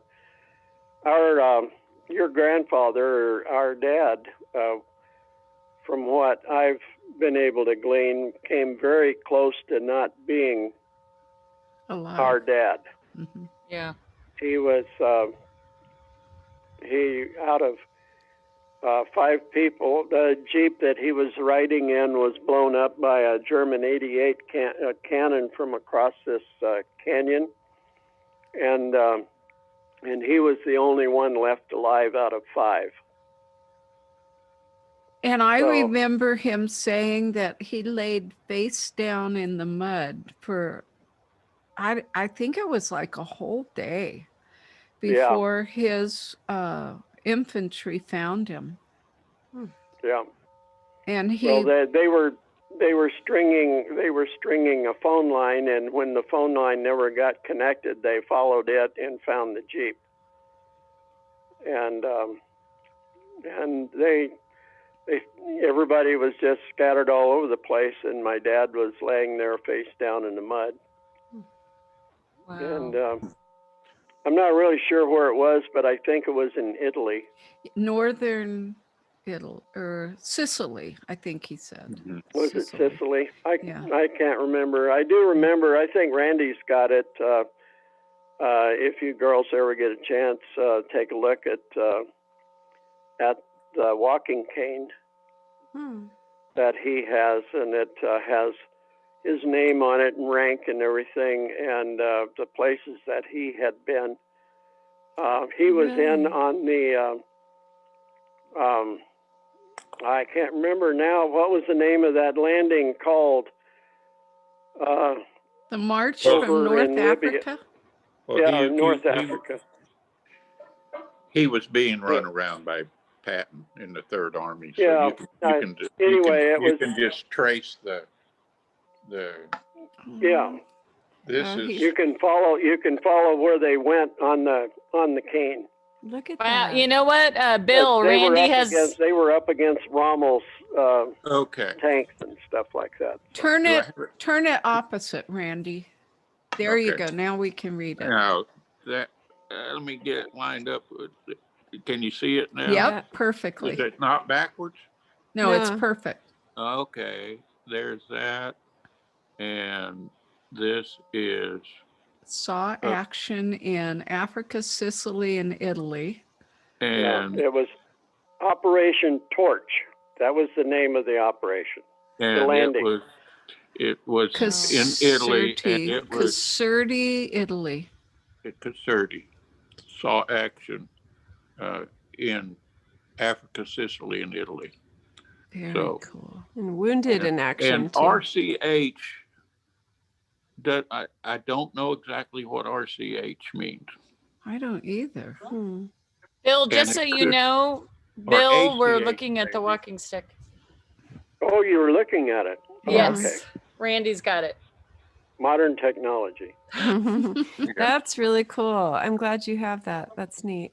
I have a cassette tape. I interviewed Grandpa Carter when I was 14 or something for a project. And I heard that. You did? Okay. So nice. Yeah. And I'm trying to find it. I packed it away after I took pictures of it and transcribed it, and I put it in a drawer. I just have to go dig it up again. Do you want us to send you a copy of it? Yeah. Wait, you have it too? Sure.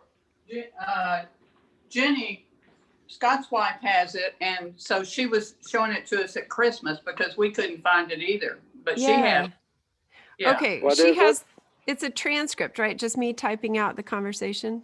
Right. Yeah. So I have the actual audio of Grandpa talking on a cassette tape, which I have to find. I think with talking. I think that's what he had. Yeah. Oh, okay. Maybe I made copies at one point. Okay, good. Or maybe the only you thing did. I have that I can recall that had anything to do with Dad was at his funeral when Joyce and I sang. And I don't believe I ever received a copy of it, and I would like it too, if you don't mind.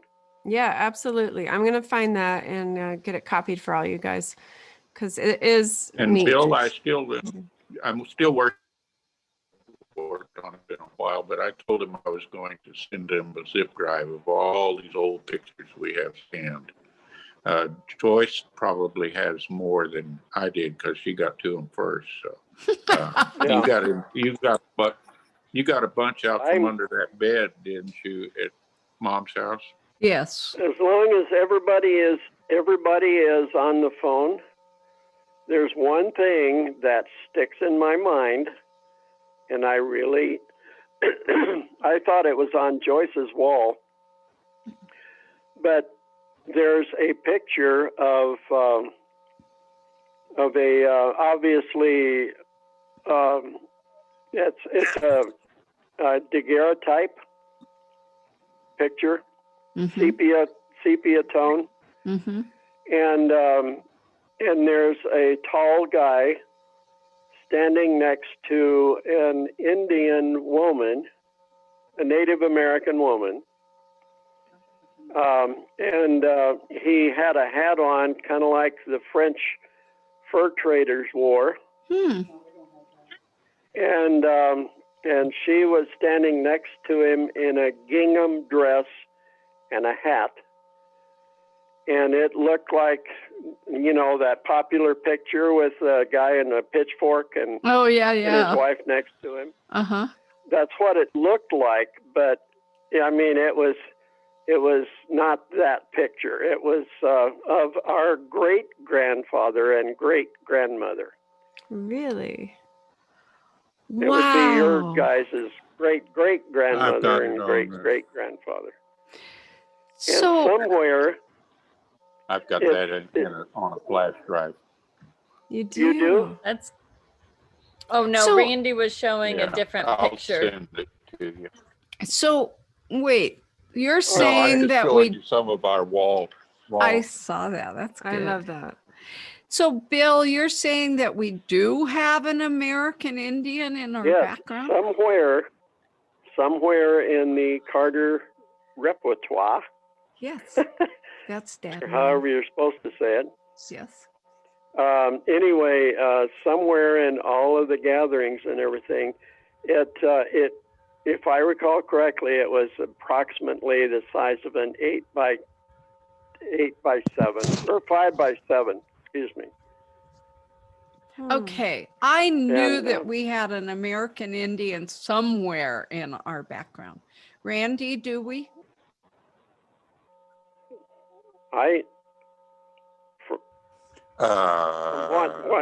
From what Mom told me. From what Mom told me is that our grandmother or her mother was 1/4. I think it's either 1/4 or 1/2 Cherokee. I knew that. And I told Joelle that. And if that picture is any proof, I don't recall any writing on it or anything else. It just was hanging on a wall. But it would look like that was like I said, a Native American woman.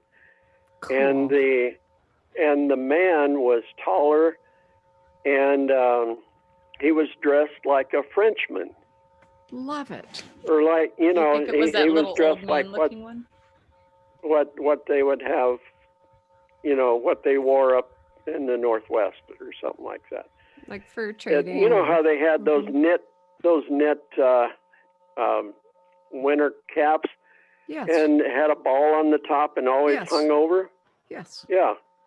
Yeah, and I French found out fur that trader. Yeah. Yeah, and the reason it had a ball on top is so they could hang it on a branch. Oh, really? Or they could hang it on a peg because it was just Jacques LeBlanc of trapping. Never mind. I better be quiet. Jacques Fuqua Cartier. There you go. That's the Cartier. Make it a Cartier. I knew we had many. I always thought that we had maybe connections with Cartier. Yeah. Carter. They have a lot of diamonds and stuff like that. So yeah, really. Can you check into that? We could use some. So this picture. I'll see what kind of pictures I have, whether or not you guys are interested. Yeah, I love all this. They're hard to send over anything because they're so big. By the time you scan them, I'll have to send a zip drive around or something. So even taking pictures and texting pictures to me is cool too.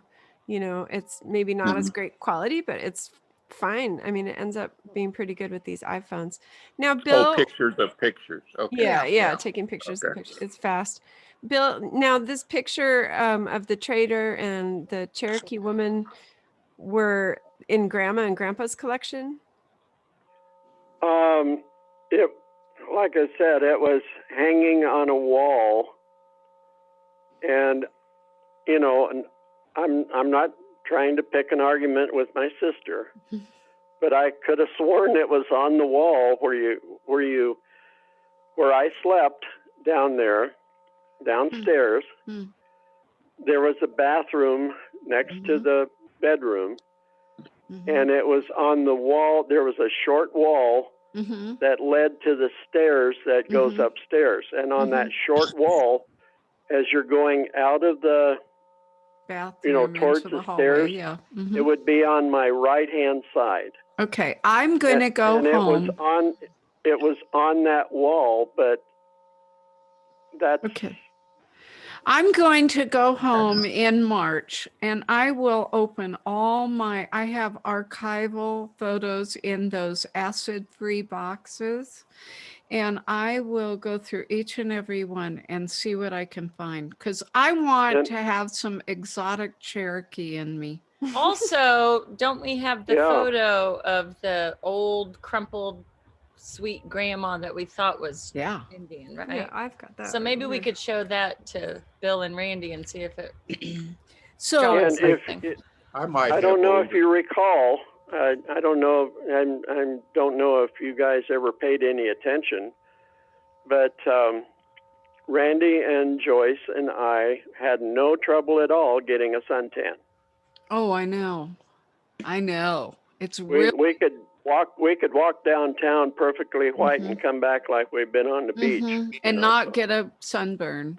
So did you hear any stories about this elusive grandma? No, not that I can really recall. What I got was from my mom, and I never heard my dad say anything as far as that's concerned, but my mom was very it was mentioned more than once.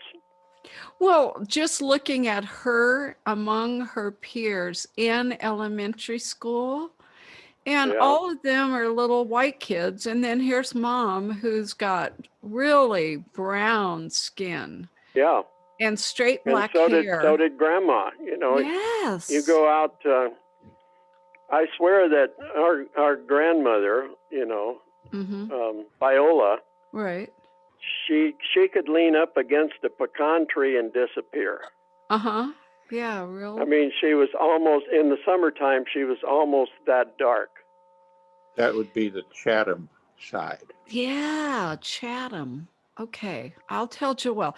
She really did work hard. I do have ancestry and things like that started. So, and that would be have cool. a family tree maker with a lot of the stuff on it. So, okay, Joelle, this is going to be music to Joelle's ears. You guys can talk because Randy just said there's the Chatham side of the family that might have the Native American. Okay, yeah, I have it all traced back too. And I found out that Grandma Edwards, your grandmother, was raised by her sister and always thought that that was her mother, because her mother was really young and her husband got run over by a horse and buggy and killed. And so she gave the baby to her sister, and she met a man and moved to New Mexico and has a whole family in New Mexico. So you have a lot of family in New Mexico, you guys. Isn't that interesting? Who was this again? This was Grandma Edwards. And this was kind of, it's all based on death certificates that I looked up. And so Grandma Edwards was raising a child that was her sister? No, Grandma Edwards was the baby. raised. She was the baby raised by her sister, who she grew up thinking, I'm assuming, thinking was her mother. Or maybe she knew her mother left. So, but remember how that's the first time I've heard anything about that. So remember how our mother would always say that she was a daddy's girl and that she didn't think that Viola liked her all that much? Do you remember that? Well, she was closer to Grandpa than to Grandma. Right. She had two big brothers that were in the military, and they had a lot of respect in the Edwards family for the two Thomas sons and Julian. Right. And so between Thomas and Julian, she was left to just kind of wander around. And I think that's where that came from. They pressed to get the boys through college, through A&M, and kind of left Mom in the dust. So I think that's where she might have had that feeling. I don't know. That just was my thinking. So when you were with Grandma and Grandpa Edwards, I never got the warm fuzzies from Viola. I don't know if she knew how to hand it out, you know? Right, she taught me how to cook. Yeah. I was in the kitchen all the time with her, but so was she. She was in the kitchen all the time. And I also learned how to churn butter back on the back porch. She would sit there and churn butter with one hand and read usually paperback novels with the other. So I have that butter churn at my house. You do? I do. Grandma Carter, mom gave it to me with the story that went with it. And that butter churn had been handed down to Viola from her side of the family also. And you can actually see where her hand wore out this stick.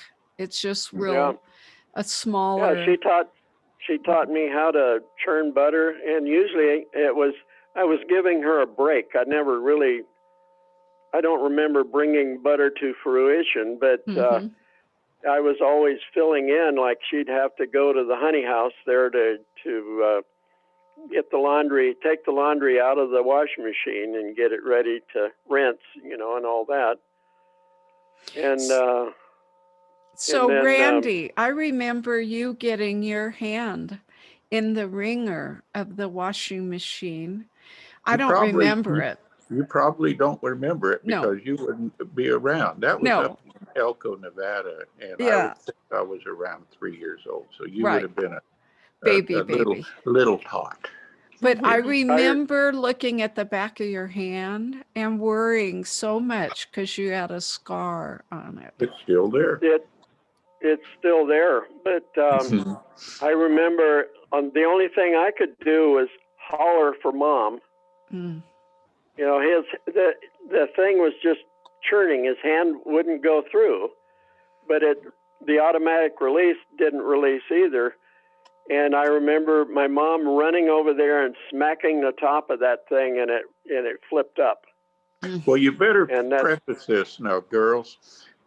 you have to remember back then they didn't have spin cycles on the washing machine. You'd press They it, had right? ringers. They had Yeah. ringers mounted on the top.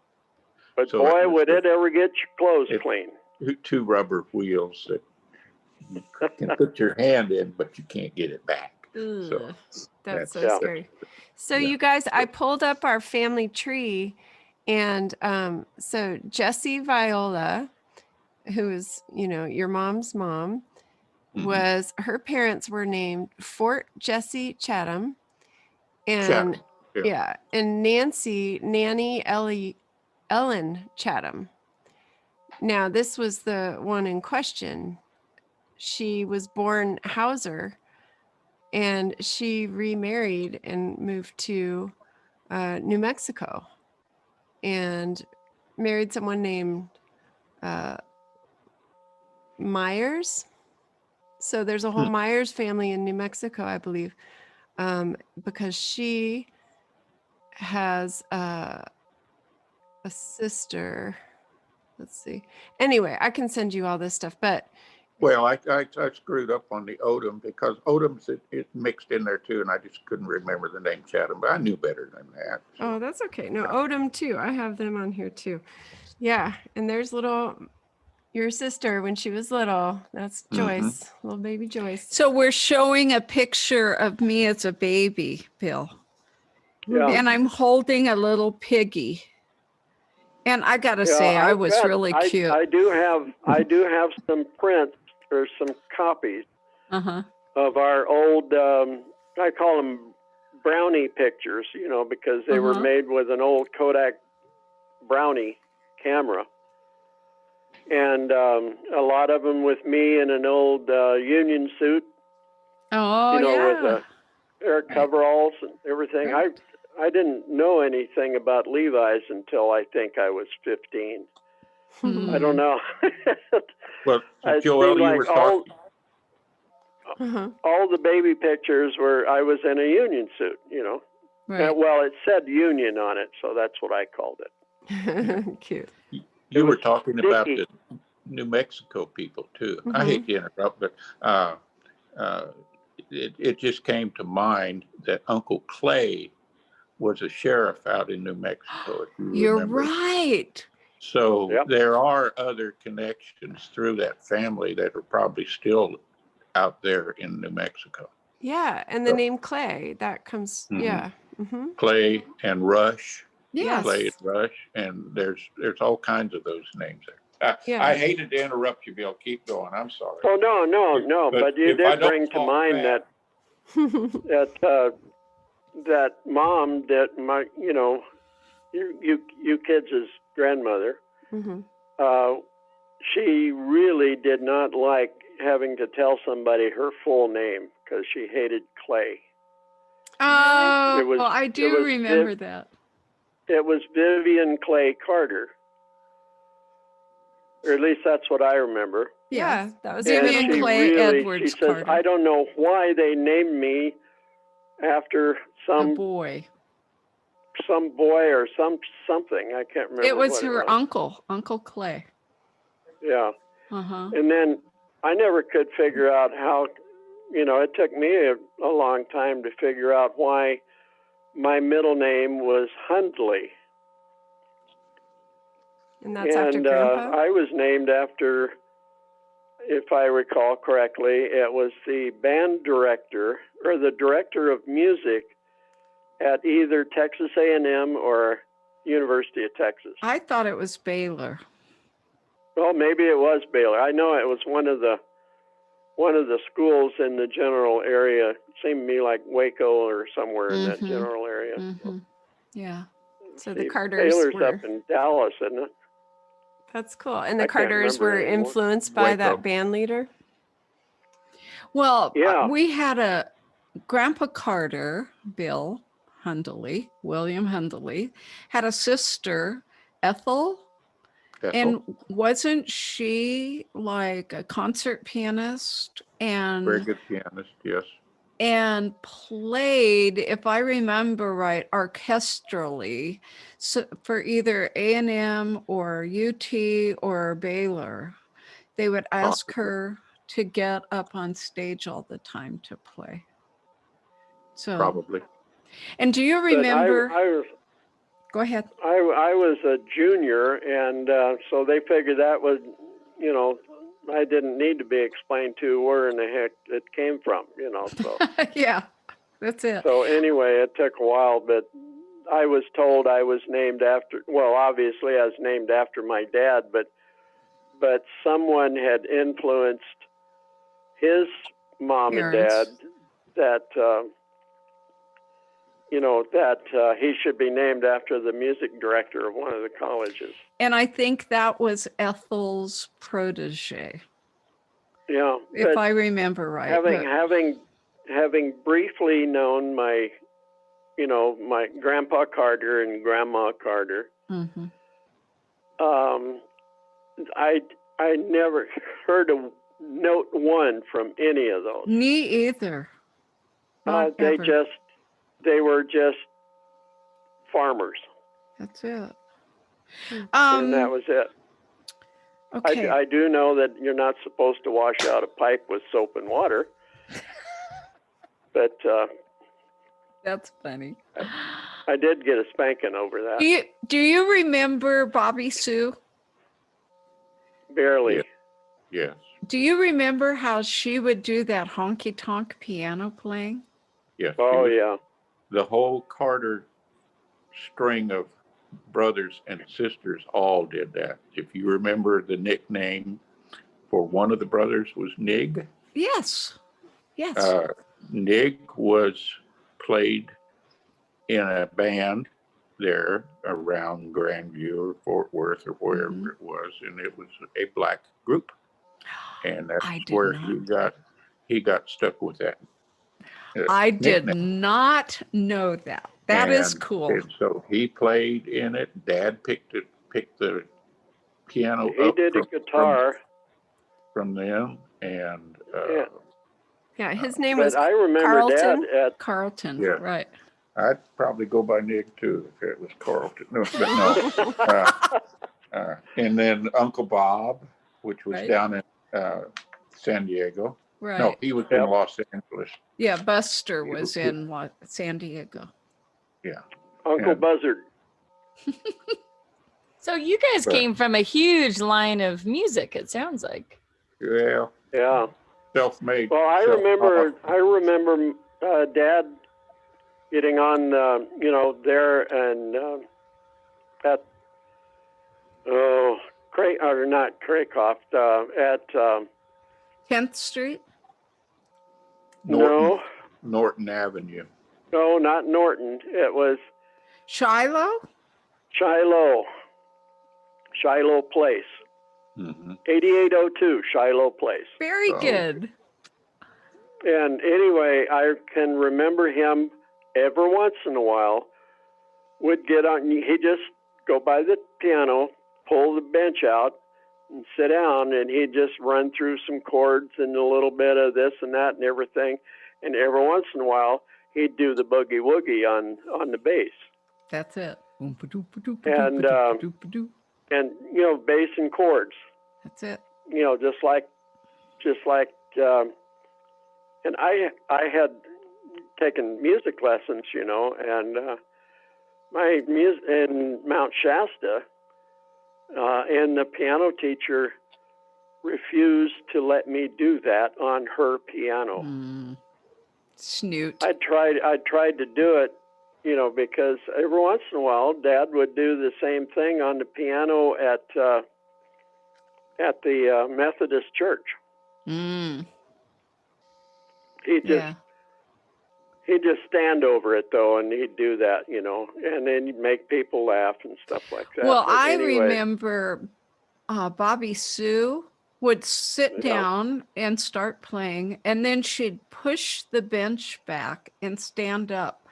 And she, literally rocked the piano playing. Yeah. And I just, oh man, she could just nail it. She played at churches. She was a church. Was she? Pianist there in Itasca. Oh, okay. Yeah, she was great. So there you go. I like that though, that you were also there's a lot playing of music. There's a lot of music there. I don't think anybody mentioned it, but Randy and Joyce and myself and our dad would sing in a quartet every once in a while. Love it. Where was that? At We the did. church? We did, That was Randy. at church. Yes. But we would do that. I don't remember that. We would practice at the house there in Tucson. Mm-hmm. But and Randy was totally against it. He did not want to do it. So there were several He hasn't trios. changed his tune much. No. There were several trios there, you know. Yeah. When Randy would back out, no, he was But always. I thought he was incredible, but that's just me. Not me. One of my favorite. I was saving it. That's what I was doing. Yeah. Yeah. Right. Somebody during this conversation said something about the Statler brothers. Mm-hmm. Well, that was something that I always liked when they came on, you know, whenever they came on the scene. And we always, at the Baptist church, you know, First Southern Baptist, they would always have people stopping in from, you know, hither and yon with musical groups and everything. And there was it slipped my mind again, darn it. Oak Ridge? There was, Statlers. what? Statlers or The Oak Ridge? Statlers. No, the Gatlin Oh, Larry Gatlin. brothers Mm-hmm. would come by from time to time.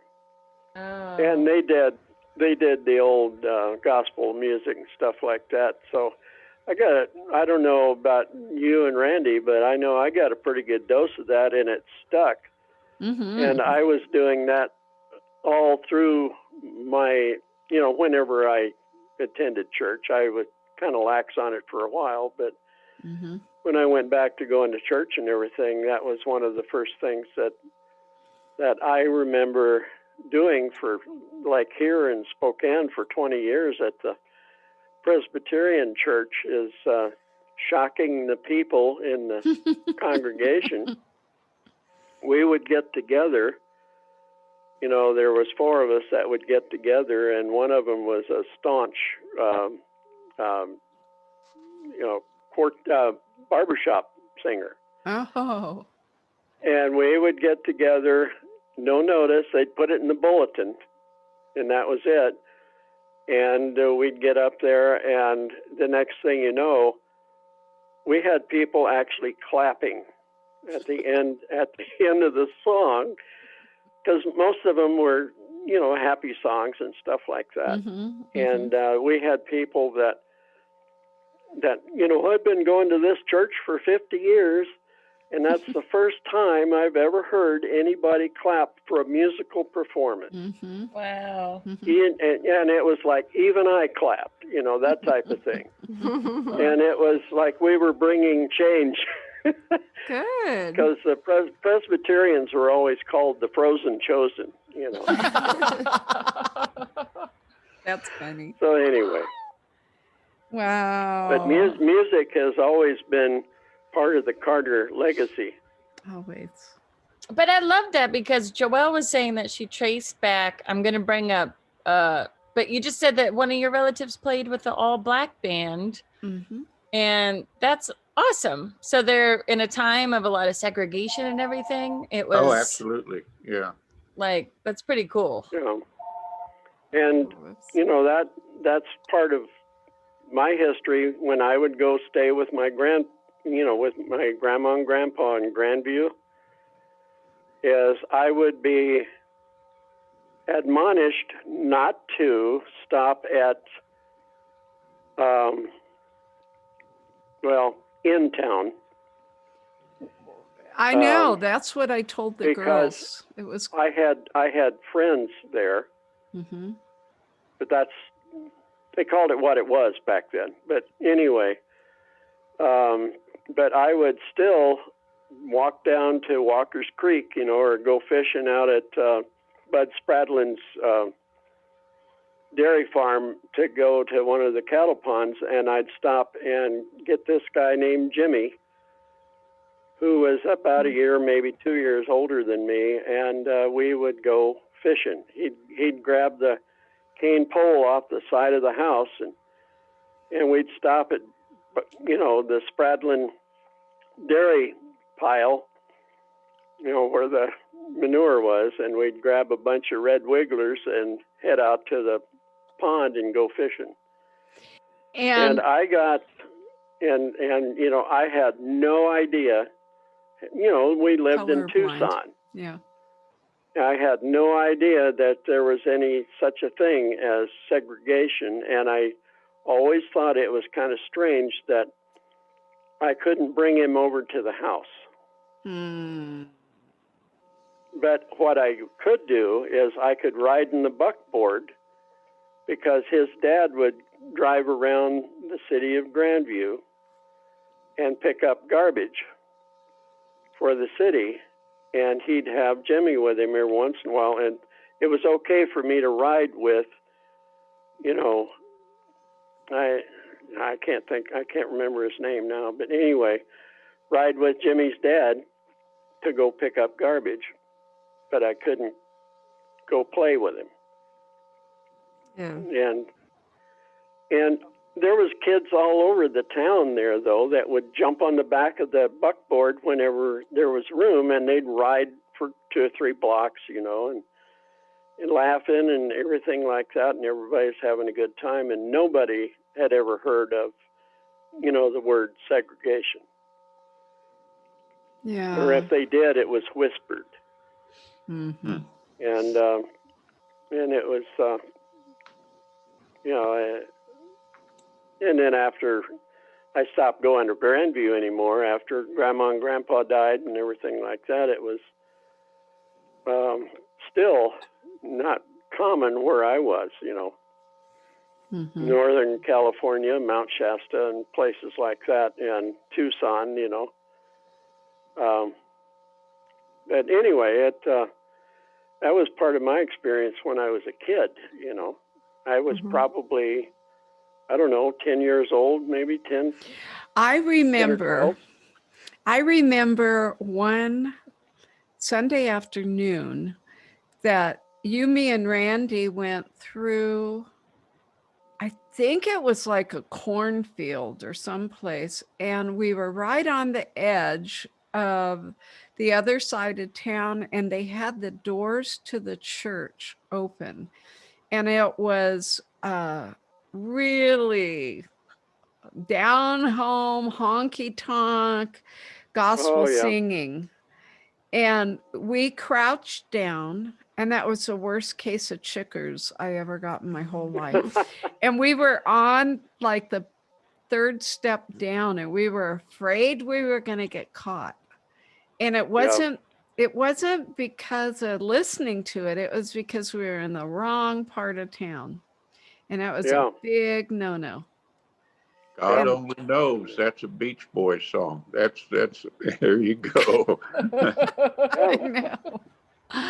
I know, but that was, love the music. Oh my gosh. Oh yeah, it's some of the best around. Yeah. It's been kind of, I don't know, nowadays to me, they've gotten away from the old style. Mm-hmm. And now it's, in my old-fashioned way of saying it, it's kind of like a lot of screeching anymore. Mm-hmm. And, well, not all of it, but some of it. But that's funny because Daddy used to say that. Oh, they're screeching again. Oh, he would probably roll. Well, he probably has rolled over in his grave A few thousand times. If he's heard how they have, he would probably say desecrated. Yeah. I think I would too. The national anthem. Oh yeah. Now was Grandpa It was Pretty always patriotic? a plod along song, you know. Right, right. And So Julianne's asking if you thought Dad was patriotic. And anyway, and I was always raised with the standard way of doing it, you know. And I just, there's not much you can do with that song. I hate to say it, but it's not really, you know. Well, let's just say it's the freedom of speech now, and those are artists, and they do what they do best. Yeah, I know. There you They go. sing from their hearts. They're all There you singing. go. They're all. But I like doing that what- attitude. Oh, Yeah. is there Yeah, any other stories you guys want to tell from childhood? I can't drink a grape soda without being in Grandview. Oh, geez, yeah. That and, Well, those banana. Well, nowadays they've got Starbursts, but they were like a oversized Starburst, and they were banana. Yep, that was good. And What you about get you, them at Randy? Uncle Doug's, and you get them at Uncle Doug's store. You go to the glass bowl that had the metal lid on it, and you pick it up and grab a handful. Mm-hmm. I've got a And leave a nickel. Okay. I would leave a nickel on the table, and you'd say, "You pick that up and put it back in your pocket." You know. But anyway. Okay, Randy, what's yours? As a kid, the most pressure situation I was ever put in was when I was learning to drive. One of the first things that you learned to drive was the stick, and you got in the car. Mom and Dad are in the back seat. Joyce was sitting in the front seat with me, and we're going to church all the way. I know what all you're the going to way say. through. I know what you're going to say. And Dad is sitting right behind me with his hand on the seat and everything. You tell me that's not pressure. Oh, and then he'd make you drive through that one-lane tunnel. Yeah. Yeah. And sometimes it would be water in it from the rain. Yeah. But anyway, that was a good. Oh, it was awful. It was awful. I remember that. I mean, I was a good driver and everything. Yes. I got us where we were going and didn't stall the car or anything, but boy, that was bad. And then I can remember that. you guys, having gone through the experience of you guys learning how to drive, by the time I got there, it was a piece of cake because I knew all the rules and regs.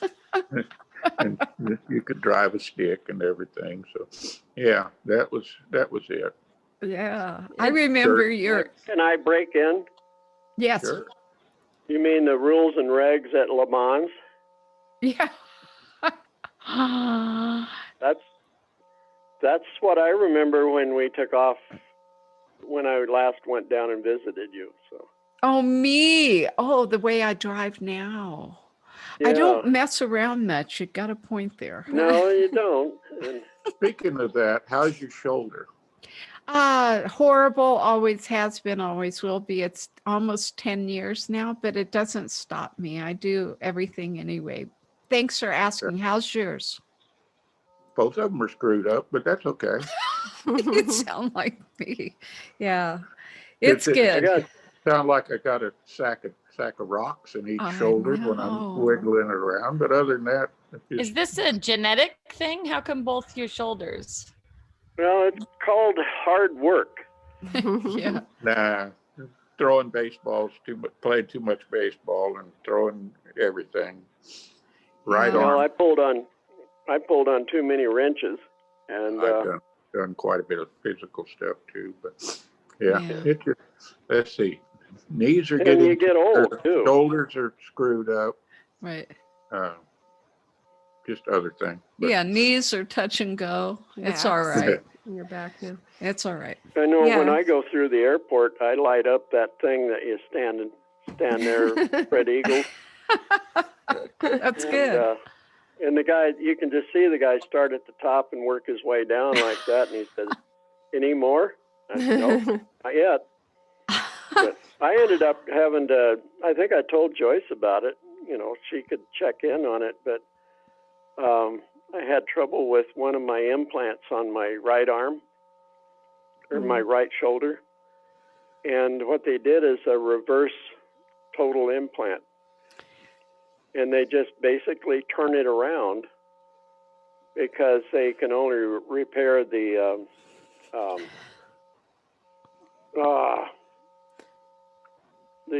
thing that holds it together so many times. But, Yeah. I apologize, girls. We're a bunch of old parts that just falling apart. I just wanted to know how her shoulder went. We're right behind you. Things are starting to fall apart over here too. So this is a view of what's to come.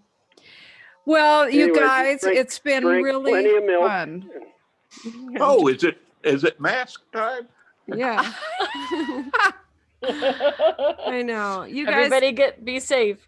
You guys are so great. I love that you're all broken because of hard work and musical, and I love all these memories. You guys are so sweet as siblings. It's so wonderful to see. Say It brings one thing. tears to my eyes. I wouldn't trade my memories that I've been able to have and that have been brought up since we've been talking for anything in the world. Oh, that's good. And I'm really, it's too bad I'm not a globetrotter, but anyway, I would be all for trying to get together again at a neutral site. Randy, it sounds like it might do you be feel Texas. neutral? I got to get another boat. My boat's up there on the lot. I was going to sell it. I guess coming the summertime, I have a pontoon boat out. I've got a rent house. Yeah, we could have a B&B. We could have an Airbnb out here. Well, we can rent. Houses. No, We you wouldn't could wanna do rent that. an RV and motor There you down go. to you. That'd be So fun. No, you we wouldn't might want to do just, that. yeah, there's ways to make it happen. There's nothing in between for 500-600 miles. You don't want to drive an RV. So we'll fly into Austin, then rent an RV. I just bring a car and give you a car and they can beat around in it. That's the way to do it. Oh, I love it. Well, that'd Or be just fun have to them look pick you forward up to. at the airport. Yeah, there you go. All I right. might Well, pay for an Uber driver to bring you out here. but there other you than go, that- Joelle. Yeah, I'll do it. Are you going to be Hey, an I'm Uber good. driver now? Maybe I should. I mean, I anything's convinced you. possible. I could School podcast. bus. I could I'm podcast thinking from of- an Uber. I think a school bus would be slightly better than an Uber driver. But Okay. All right. I'll think about it. I'm really At least happy that, at least the kids are sober. yeah, That's I'm funny. really happy that that through all the years, everything has hung together with you guys and you've turned out as good as you have. And I wish you all the luck in the world and Oh, yeah. all the blessings that you can handle. Aw, thank you. Thank you, Bill. Uncle Bill, Uncle Randy. We feel the same way about you Yeah. all. You all are wonderful human Yeah. beings. That's right. You Not got to in work on Sing your Sing y'all. or anything. Okay. Bye, Aunt Joy. Yeah. Bye, Aunt Joy. Bye. Yes, Love you guys. Thank you Hey, so much. Joelle, Uh-huh. I didn't hear Charlotte's answer. What did she want to buy with Grandpa's $1,000,000 or whatever? Oh, it was something totally sweet, like a bag of candy. It was something real Aw. little. It was cute. She didn't want to waste your money, so. Oh. I'm not sure I'm the grandpa. Okay, all right. Grandpa. Yeah, other grandpa. Bye, guys. Bye. Bye. Love you. Bye, everybody. Bye. We love you. Bye. Okay. Bye. Bye-bye. Bye. I'm Bye. trying to get by. Well, Mama. well, That let's is get- an editing nightmare. Good luck.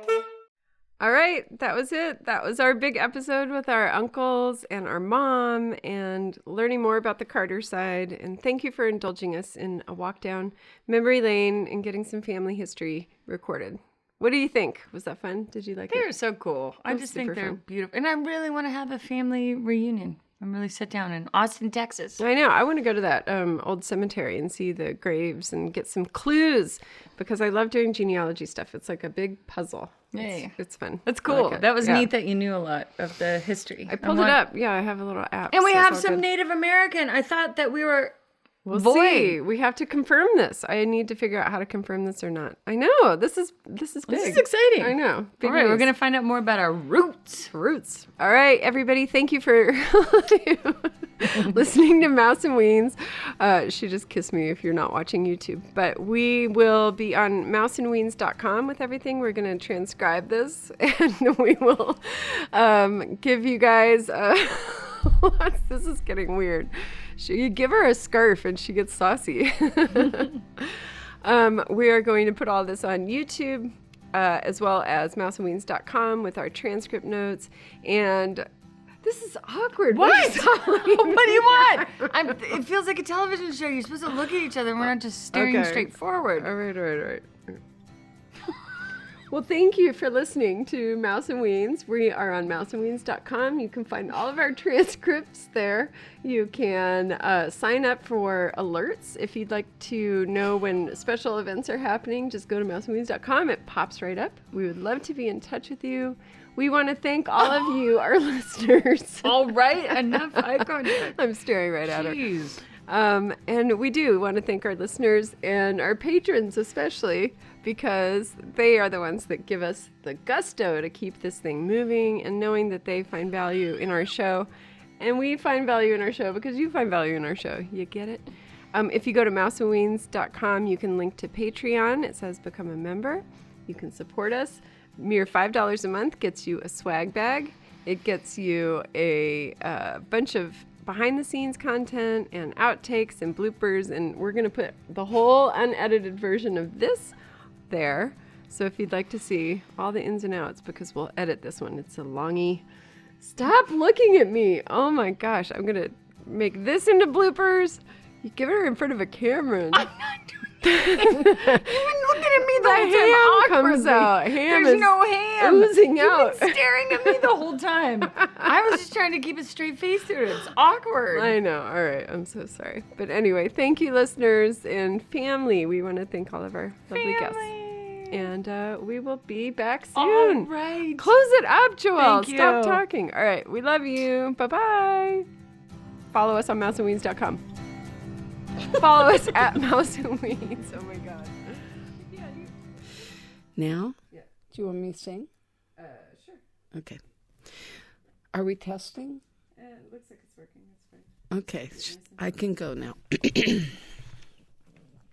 Way down in Columbus, Georgia, I want to be back in Tennessee. Way down in Columbus, Stockade, where friends of many went back on me.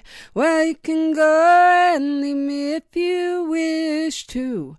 Never let me cross your mind, for in your heart you love another. Leave me, little darling, I don't mind. This was a podcast of the Podfix Network. You can check out more shows like it at podfixnetwork.com.